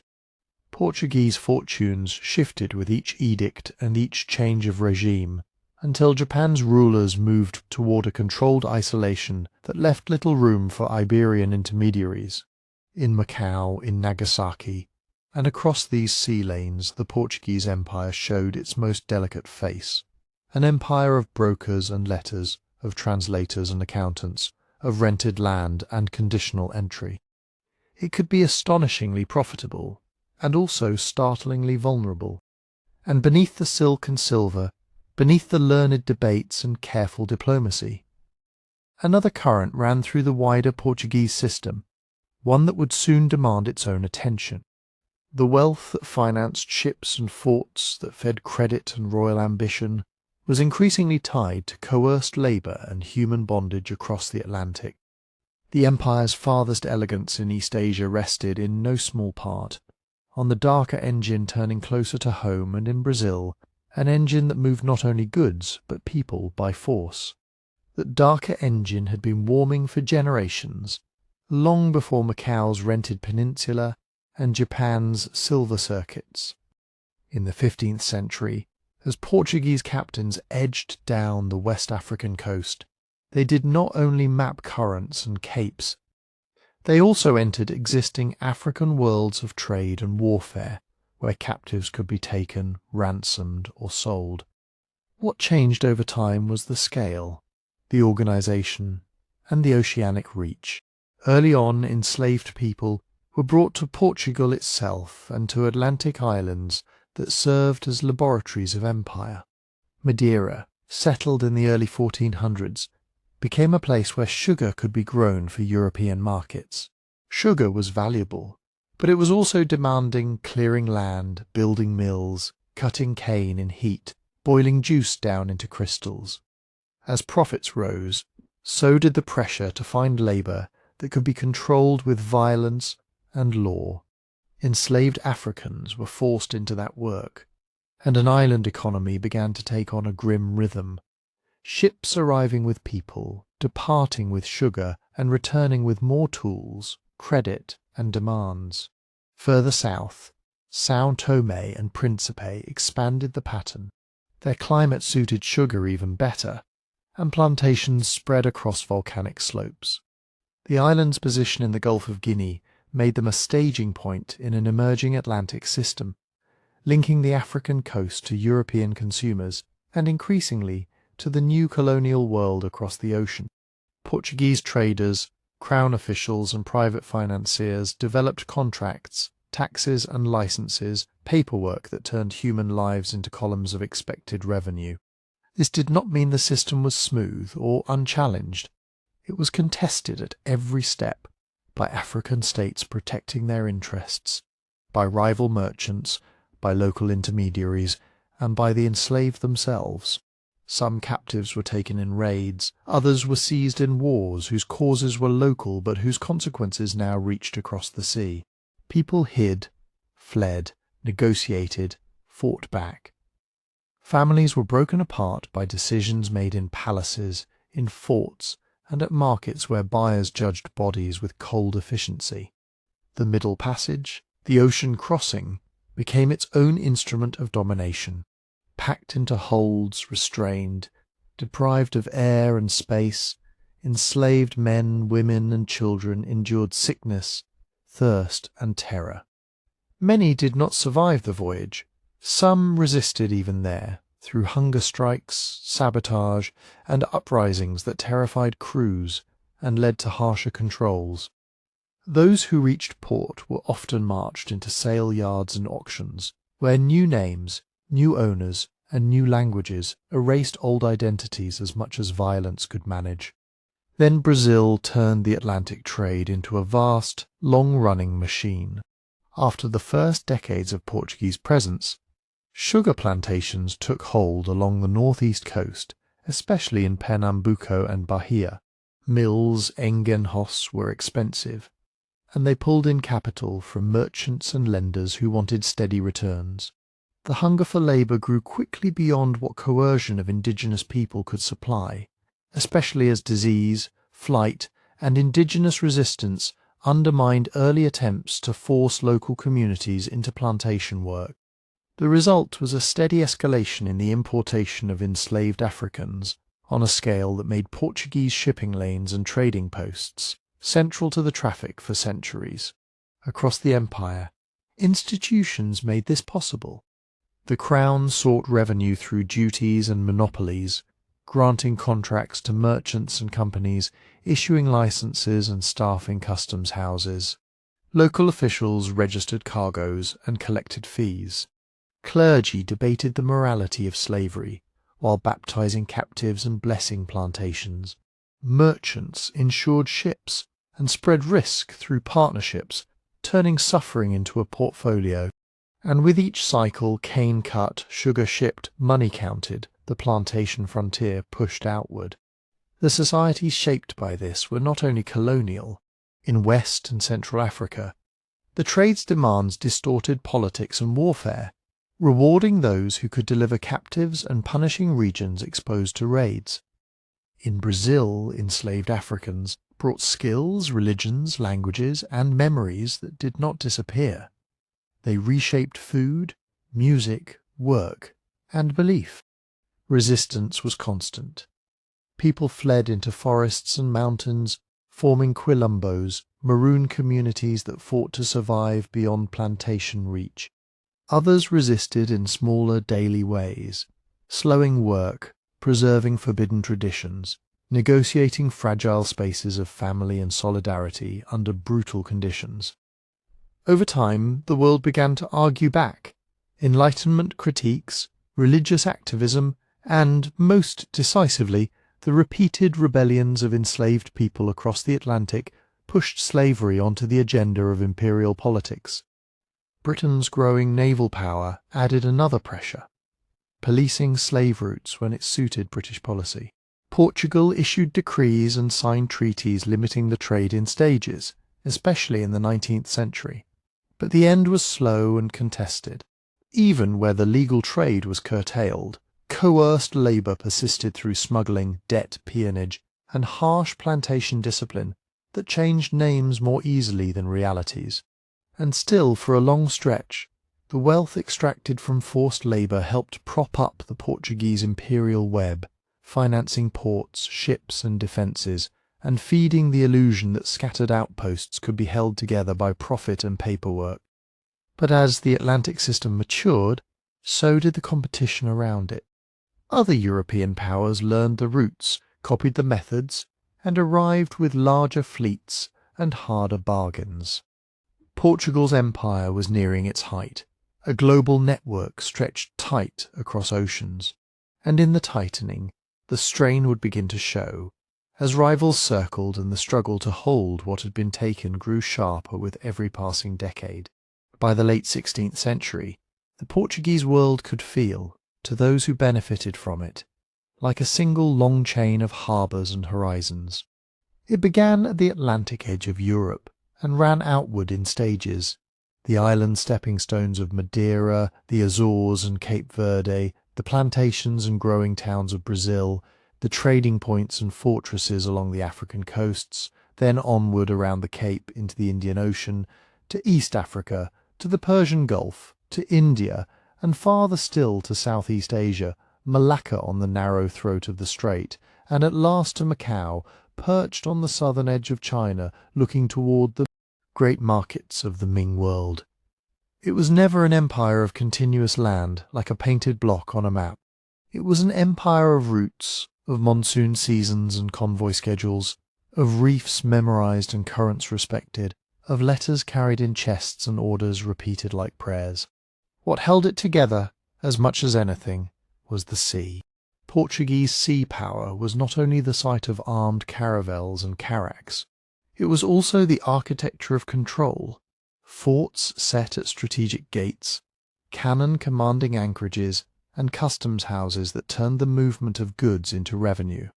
In the Indian Ocean, Portuguese officials tried to make commerce legible and taxable through contracts and permits, cartazes, that ships were pressured to buy to travel and trade. In theory, a stamped paper and the threat of inspection could bind distant coasts into a single regulated system. In practice, it was patchwork. Some captains complied, some bribed, some slipped away to lesser ports, and many local rulers treated Portuguese claims as one bargaining chip among many. Still, at its height, the network could be astonishing. Pepper from the Malabar coast, cinnamon from Sri Lanka, cloves and nutmeg from the Far Eastern islands, textiles from Gujarat, horses from the Persian Gulf, goods moved through Portuguese hands or under Portuguese guns, and then out toward Lisbon and onward into Europe. In Asia, Goa became a kind of administrative heart, not because it controlled everything, but because it was where decisions were made about what could be defended, what could be taxed, and what could be traded away to keep the whole machine running for one more season. But the very design of this empire carried a quiet weakness. It was stretched thin, dependent on a limited population base in Portugal, and on ships that could be lost to storm as easily as to enemy action. Garrisons needed pay, forts needed repairs, the ocean punished delays, and disease punished ambition. Even when profits were high, the costs of holding so many scattered points could swallow the gains. And beyond Portuguese harbours, the wider world did not stand still. In the decades when Portugal was building its maritime web, other European states were consolidating power, learning oceanic navigation, and organising finance in new ways. Dutch merchants pooled capital through joint stock companies. English and French investors followed similar paths. These rivals did not need to conquer vast territories to hurt Portugal. They could attack the links, intercept ships, seize poorly supplied forts, or persuade local traders that Portuguese terms were no longer the best available. The pressure fell heavily on the spice trade, the prestige engine of the Eastern Empire. Portuguese hopes of monopoly had always been partly illusion. Asian merchants had their own networks, older and more resilient than anything newly imposed from Lisbon. Muslim, Hindu, and Southeast Asian traders rerouted cargoes when it suited them. Smuggling flourished. Prices shifted. And when rival European fleets appeared, armed and determined, the Portuguese advantage in naval firepower began to look less unique. In places like the Spice Islands, far beyond the easy reach of Goa, Portugal had relied on fragile arrangements with local rulers, alliances sealed with gifts, threats, and promises of protection against enemies. But alliances could change with the season. A fort on the shore did not guarantee control inland, and inland was where food, manpower, and legitimacy were made. When the Portuguese demanded exclusive buying rights, or tried to fix prices, or punished a port for trading with competitors, they often encouraged the very thing they feared, a search for alternative partners. Local resistance, too, shaped the limits of empire. In India, Portuguese influence pressed hardest along key coastal zones, but powerful states, like the Mughal Empire, were never simply background scenery. They could tolerate Portuguese shipping when it served their interests, and constrain it when it did not. In Sri Lanka, conflict around cinnamon and kingship turned into long struggle, where victories were temporary and alliances unreliable. In Southeast Asia, Malacca was a prize, but it sat in a world where the Acehnese, the Javanese, and other regional powers contested trade and faith with their own fleets and ambitions. The Portuguese were one force among many, sometimes feared, sometimes courted, sometimes despised, and never fully in control of the currents they tried to command. Even in Africa, where forts and trading posts could appear permanent, control depended on relationships with neighbouring polities.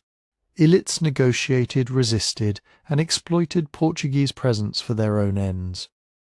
When the terms were favourable, commerce flowed. When they were not, ports could be bypassed, caravans redirected, or the fort simply isolated until its garrison understood the difference between possession and power.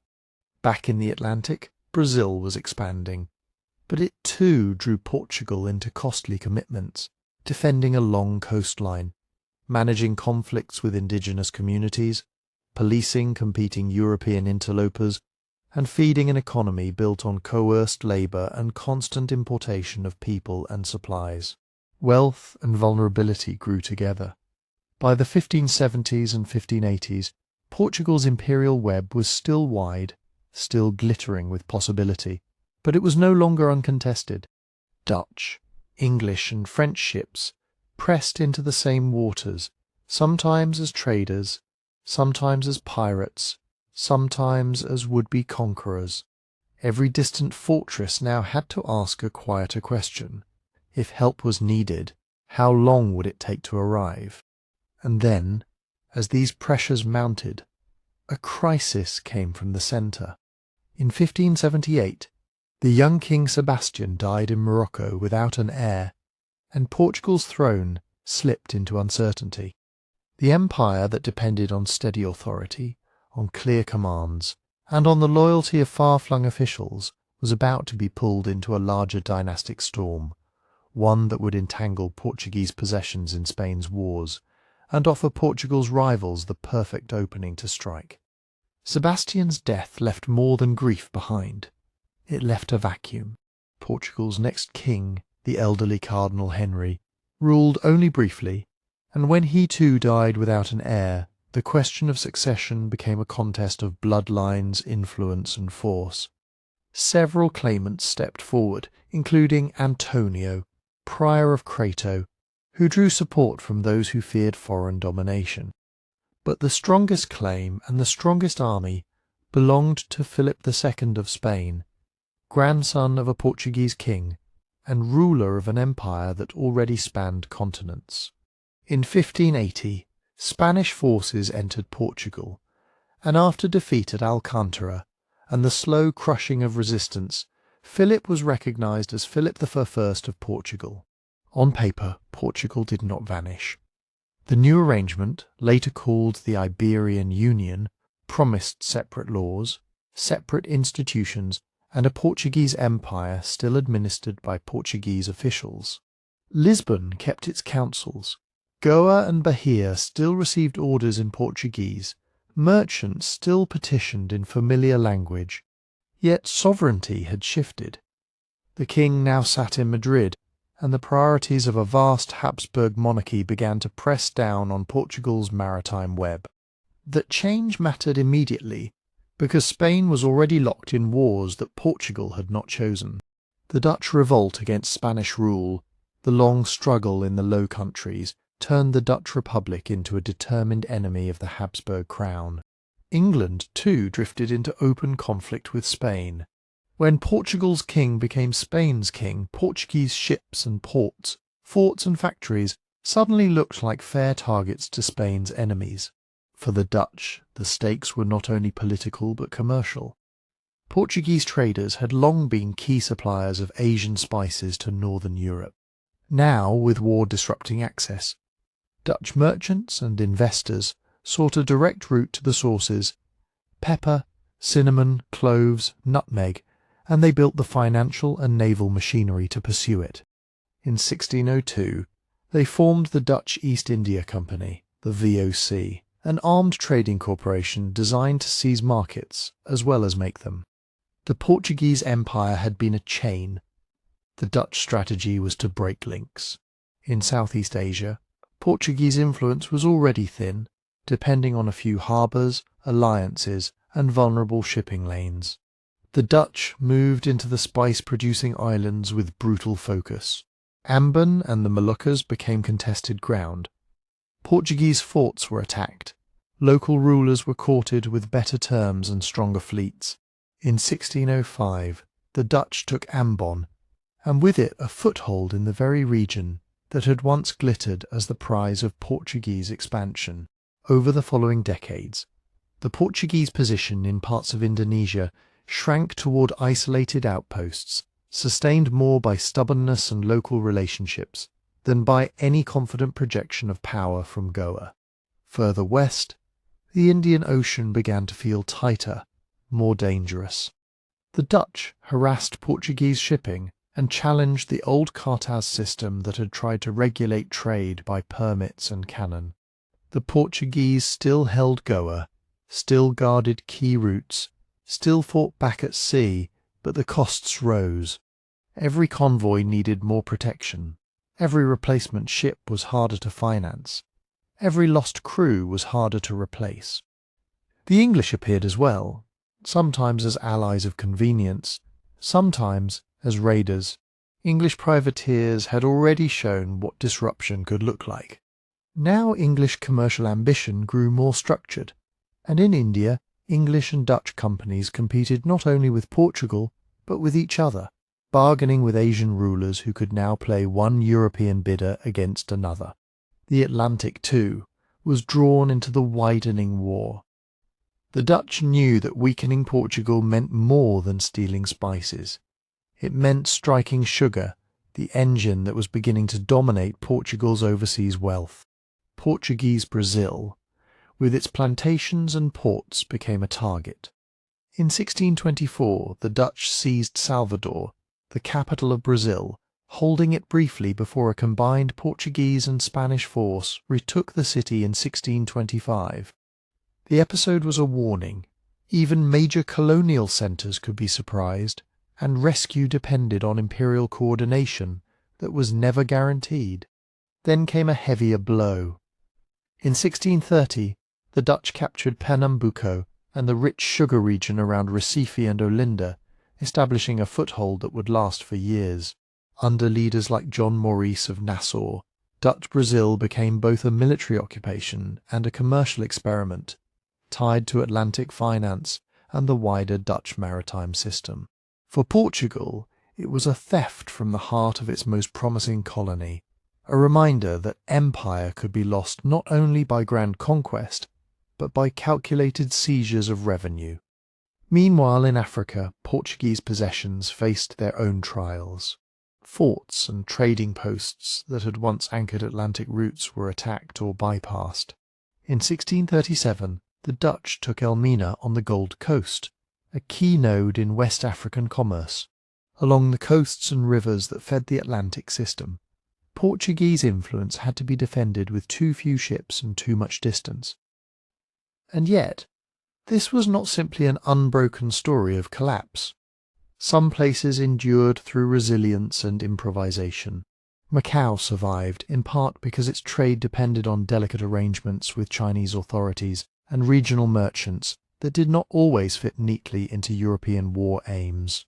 In India, Goa remained Portuguese, battered but standing, defended by fortifications, by local Catholic communities, by alliances, and by the sheer inertia of an administrative centre that still mattered. In Angola, Luanda became a vital artery for the Atlantic slave trade, feeding Brazil's labour demands, and Portuguese forces fought bitterly to keep it, losing it to the Dutch in 1641, then retaking it in 1648 with a Brazil-based expedition, a sign of how the empire's centre of gravity was beginning to shift. By the late 1630s, the Iberian Union had become a trap. Portugal bore the risks of Spain's global wars, but gained little control over the decisions that caused them. Taxes rose, offices were contested, and resentment simmered among nobles, merchants, and officials who felt Portugal was being drained to serve a larger Habsburg strategy. In 1640, with Spain weakened by multiple conflicts, Portugal moved. A palace coup in Lisbon swept aside the Habsburg administration, and the Duke of Braganza was proclaimed King João IV. Independence was restored, but not security. The new Portuguese state still had to fight for recognition and survival, while its empire remained under attack. What emerged after 1640 was a reduced and refocused imperial project. Portugal could no longer pretend it could dominate the entire Indian Ocean by force.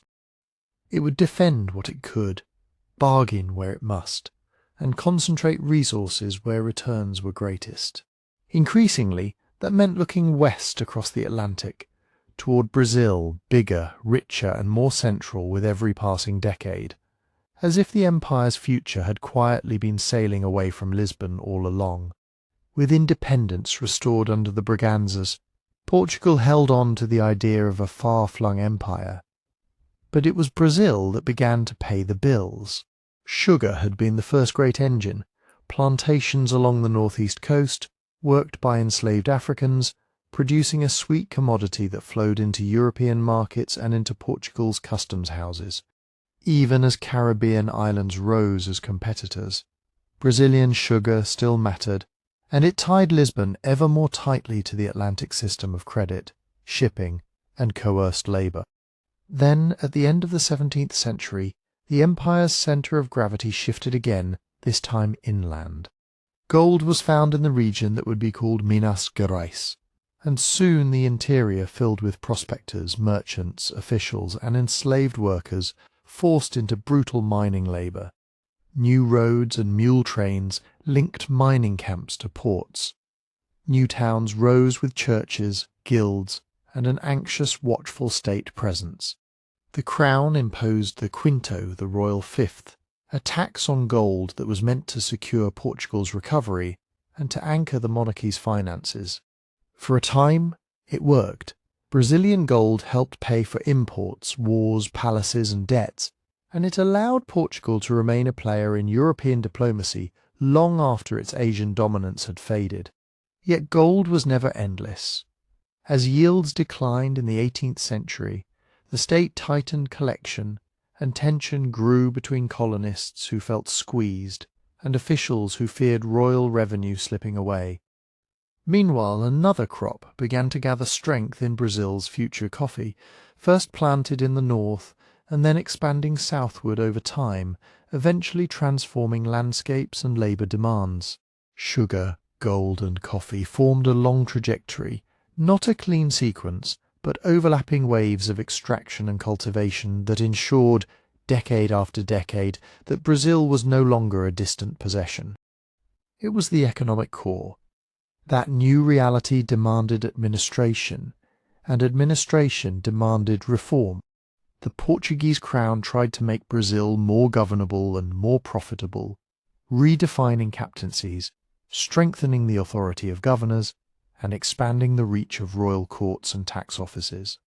In Lisbon, ministers increasingly spoke the language of modernization, of rational order, of bringing powerful local interests under firmer control. The Crown also targeted the influence of institutions it saw as rivals, none more important than the Jesuits, whose missions and schools shaped indigenous policy, frontier settlement and colonial society. Their expulsion from Portuguese territories in 1759 was not only a religious decision, but a political one, clearing space for a more centralized state and for a different vision of empire. But every reform carried a cost. Merchants in Brazil resented trade restrictions and metropolitan monopolies. Miners feared tax collectors and the threat of a derrama, the forced levy imposed when gold quotas were not met. Enslaved people resisted in countless ways, from flight and sabotage to the formation of quilombos, communities of runaways that endured in the forests and backlands, negotiating, fighting, and surviving beyond plantation control. Indigenous peoples, pressured by settlement and shifting policies, also resisted displacement and exploitation, sometimes through open conflict, sometimes through strategic alliances and evasions. The empire was being tightened, and the strains showed. Then, in 1755, disaster struck at the heart of the kingdom itself. On the morning of November 1st, an enormous earthquake shook Lisbon.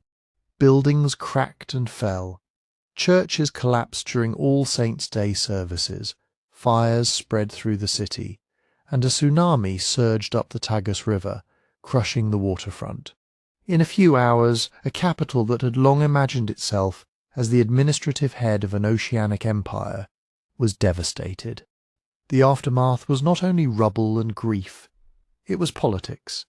The Marquis of Pombal, the king's powerful minister, directed relief and rebuilding with iron urgency, organizing security, suppressing looting, and planning a new Lisbon with broad streets and standardized architecture. The state that emerged from the ruins was more centralized, more confident in its authority, and more willing to reshape society in the name of order and recovery. The quake also shook European thought. It raised unsettling questions about divine providence, natural law, and the limits of human control. Philosophers argued over whether such suffering could fit into a moral universe, while engineers and administrators studied damage, gathered testimony, and treated catastrophe as something to be measured and managed. In Portugal, this new, practical tone strengthened reformers and further reduced patience for the old checks on royal power. As the 18th century moved toward its end, pressure came from every direction. Britain's economic dominance deepened Portugal's dependence, even as Portuguese leaders tried to protect their own industries and revenues. Across the Atlantic, revolution turned from rumour into reality. The American Revolution, then the French Revolution, each one suggesting that colonies and subjects could become citizens, that kings could be challenged, that old hierarchies could fall. In Brazil, educated elites, soldiers and officials, absorbed these currents unevenly and cautiously. But they did absorb them. Conspiracies like the Minas Gerais movement in 1789, inspired in part by Enlightenment ideas and resentment over taxation, revealed how thin imperial loyalty could become when economic pressure met political imagination. Then came Napoleon, and with him a crisis that Portugal could not evade. France demanded that Portugal close its ports to British trade and join the continental system.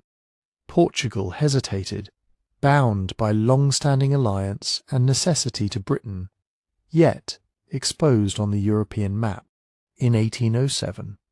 As French armies advanced with Spanish cooperation, the impossible choice became clear: submit or flee.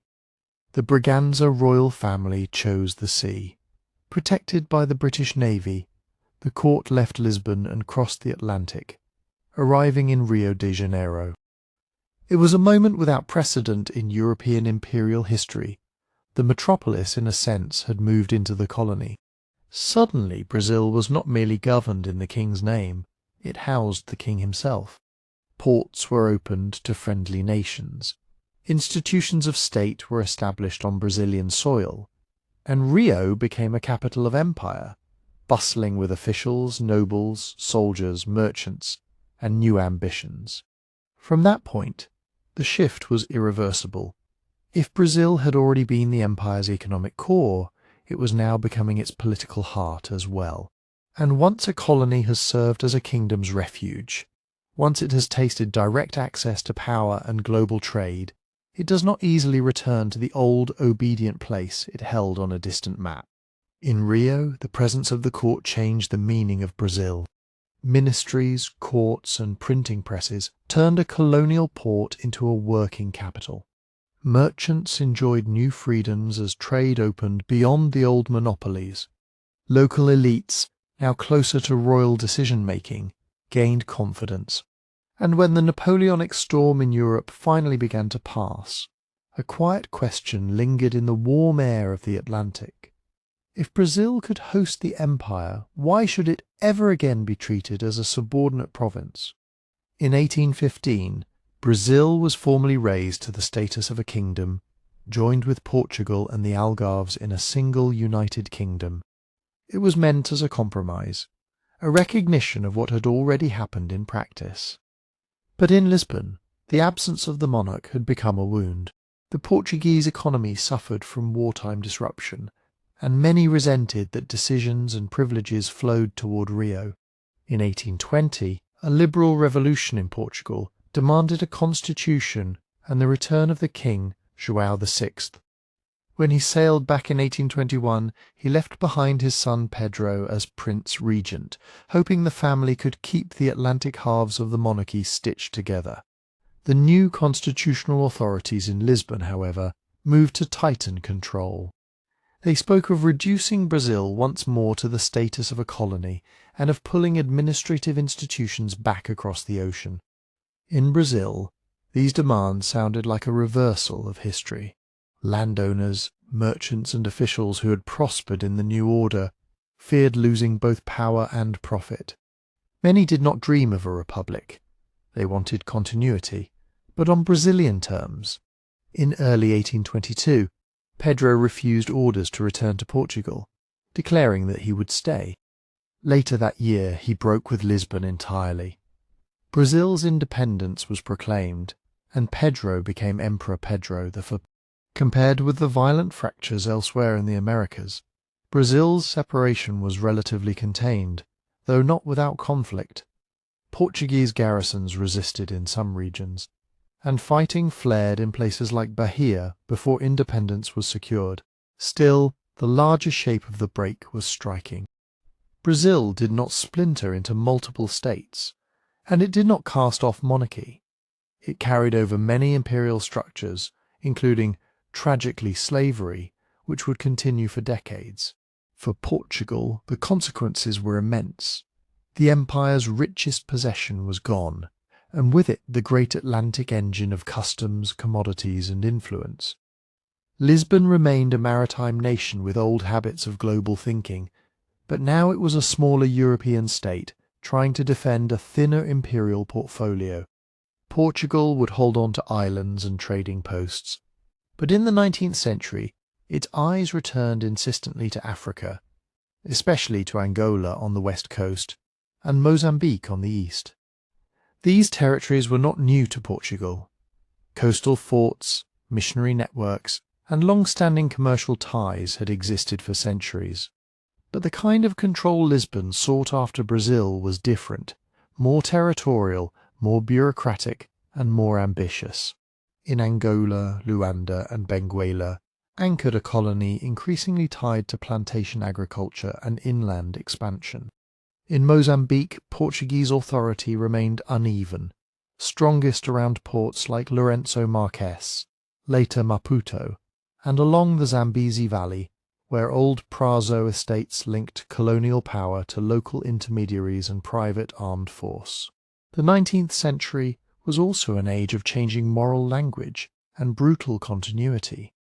Portugal formally abolished the transatlantic slave trade in stages under British pressure, and slavery itself was eventually ended in its colonies. Yet coerced labour did not disappear, it often changed names. Systems of contract labour, forced recruitment, and punitive taxation compelled Africans to work on plantations, in mines, and on colonial infrastructure. Concession companies, private firms granted enormous territories to administer and exploit, became instruments of extraction, especially in Mozambique, where companies collected taxes, controlled labour, and ruled with a distant corporate harshness. All of this unfolded as European rivalries intensified into the scramble for Africa. In the 1880s, the Berlin Conference formalized the principle that claims required effective occupation, not just old maps and coastal forts. For Portugal, this was a threat. Lisbon cherished a vision of linking Angola to Mozambique across the interior, an idea sketched in pink on Portuguese maps, later remembered as the Pink Map. But Britain and other powers had their own designs for Central and Southern Africa. In 1890, the British ultimatum demanded that Portugal withdraw from disputed areas. Portugal complied, humiliated, and the episode fueled deep domestic anger, an anger that helped weaken faith in the monarchy itself. On the ground, African communities were never passive scenery in these imperial contests. Some negotiated and adapted, using diplomacy and trade to preserve autonomy. Others resisted more directly, attacking outposts, refusing labour demands or defending territory against encroachment. Portuguese campaigns sought to pacify regions that did not accept colonial rule, but pacification often meant war, uneven, punitive, and shaped by alliances with local rivals. The map was being redrawn not only in European conference rooms but in villages, river crossings, and contested fields. In the 20th century, Portuguese colonial policy hardened under authoritarian politics at home.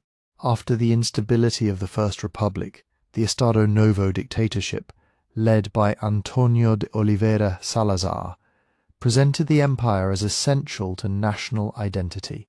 Portugal, the regime insisted, was not a small country with colonies. It was a pluricontinental nation stretching across oceans by historical right. In practice, this meant tighter control, censorship, political policing, and an economic system designed to keep African territories subordinate suppliers of labour and raw materials. By mid-century, the world was changing faster than Lisbon could admit. Across Africa and Asia, empires were falling, and new states were being born. Portugal resisted the tide, clinging to Angola, Mozambique, and Guinea as if surrender would erase the nation itself. And as the pressure built internationally, economically, and within the colonies, the stage was set for a long and costly struggle. The next chapter would be written not in royal decrees or diplomatic ultimatums, but in guerrilla wars, contested villages, and an empire's final, exhausted unravelling. In 1961, the pressure finally became open war. In Angola, uprisings and attacks on plantations and colonial posts broke the brittle illusion of permanence. Lisbon answered with troops and emergency rule, determined to prove that the empire could not be bargained away. The conflict spread quickly from the north into wider regions, pulling in local grievances over land, labour, and political exclusion.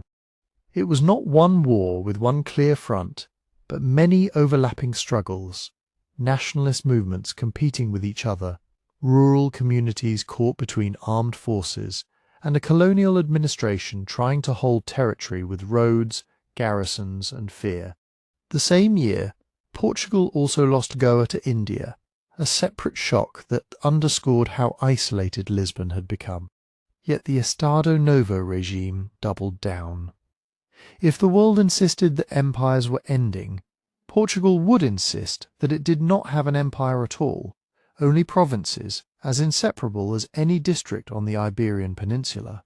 In 1963, war erupted in Portuguese Guinea, today Guinea-Bissau, where the PAIGC built an effective guerrilla campaign and a parallel political structure in liberated areas. The terrain favoured mobility and local support, and the Portuguese military found itself fighting not only ambushes and mines, but a steady erosion of authority.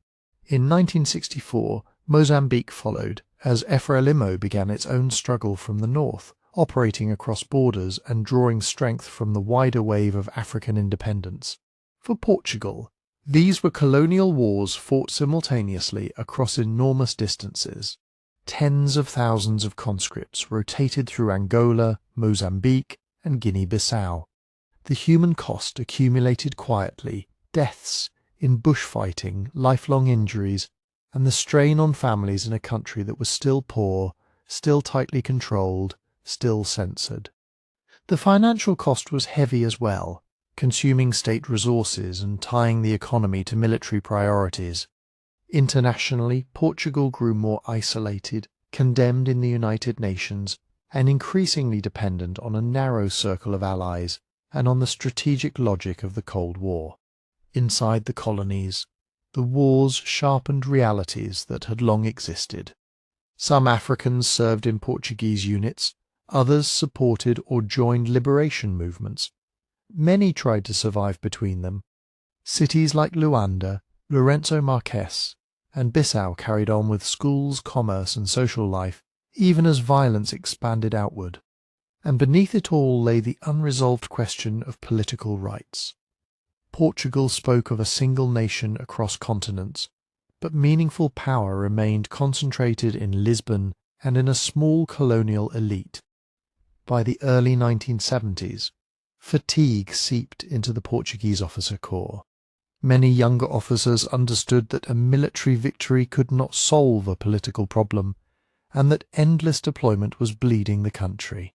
In 1974, that frustration helped ignite a sudden, almost quiet revolution. On April 25, soldiers moved through Lisbon, and the Estado Novo regime, authoritarian, paternal, and long-lived, collapsed with startling speed. The moment became known as the Carnation Revolution, remembered for its relative lack of bloodshed and for the way ordinary people flooded the streets to reclaim public life. The fall of the dictatorship changed everything at once. Censorship loosened, political prisoners were freed, and Portugal began a rapid transition toward democracy. But the revolution also forced the empire question into daylight, and the answer came swiftly: decolonization, not reform. Guinea-Bissau had already declared independence in 1973, and after the revolution, Portugal recognized it in 1974. Mozambique and Angola followed in 1975, as negotiations and hurried transfers of authority attempted to turn wartime fronts into international borders. Cape Verde became independent in 1975 as well, and São Tomé and Príncipe the same year. Portuguese Timor, East Timor, were set on a path toward independence in 1975. But the process collapsed into civil conflict and then Indonesian invasion, leading to a long, painful occupation before independence was finally achieved in 2002. The speed of decolonization brought relief, but it also left sharp edges. In Angola and Mozambique, liberation did not mean immediate peace. Rival movements, ideological divisions, and Cold War intervention helped ignite civil wars that lasted for years, with devastating civilian suffering. Across Africa, the new states inherited borders drawn by colonial systems, economies oriented toward export, and administrative structures that had never been designed for broad democratic participation. Many Portuguese settlers, along with Africans connected to colonial administration, fled or were forced out in a sudden, chaotic migration. They returned to a Portugal itself in upheaval, where housing, jobs, and identity were all under pressure. Portugal, meanwhile, pivoted, stripped of its African empire. It began to reimagine itself less as an Atlantic imperial power and more as a European democracy. In the decades that followed, this reorientation became concrete. Portugal joined the European Economic Community in 1986, tying its future to European integration, development funds, and new patterns of migration and trade.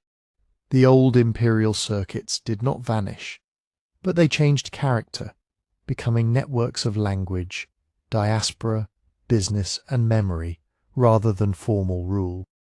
The idea of a Lusophone world persisted, no longer commanded from Lisbon, but shared and contested among many centres. One overseas possession remained in a different category, Macau.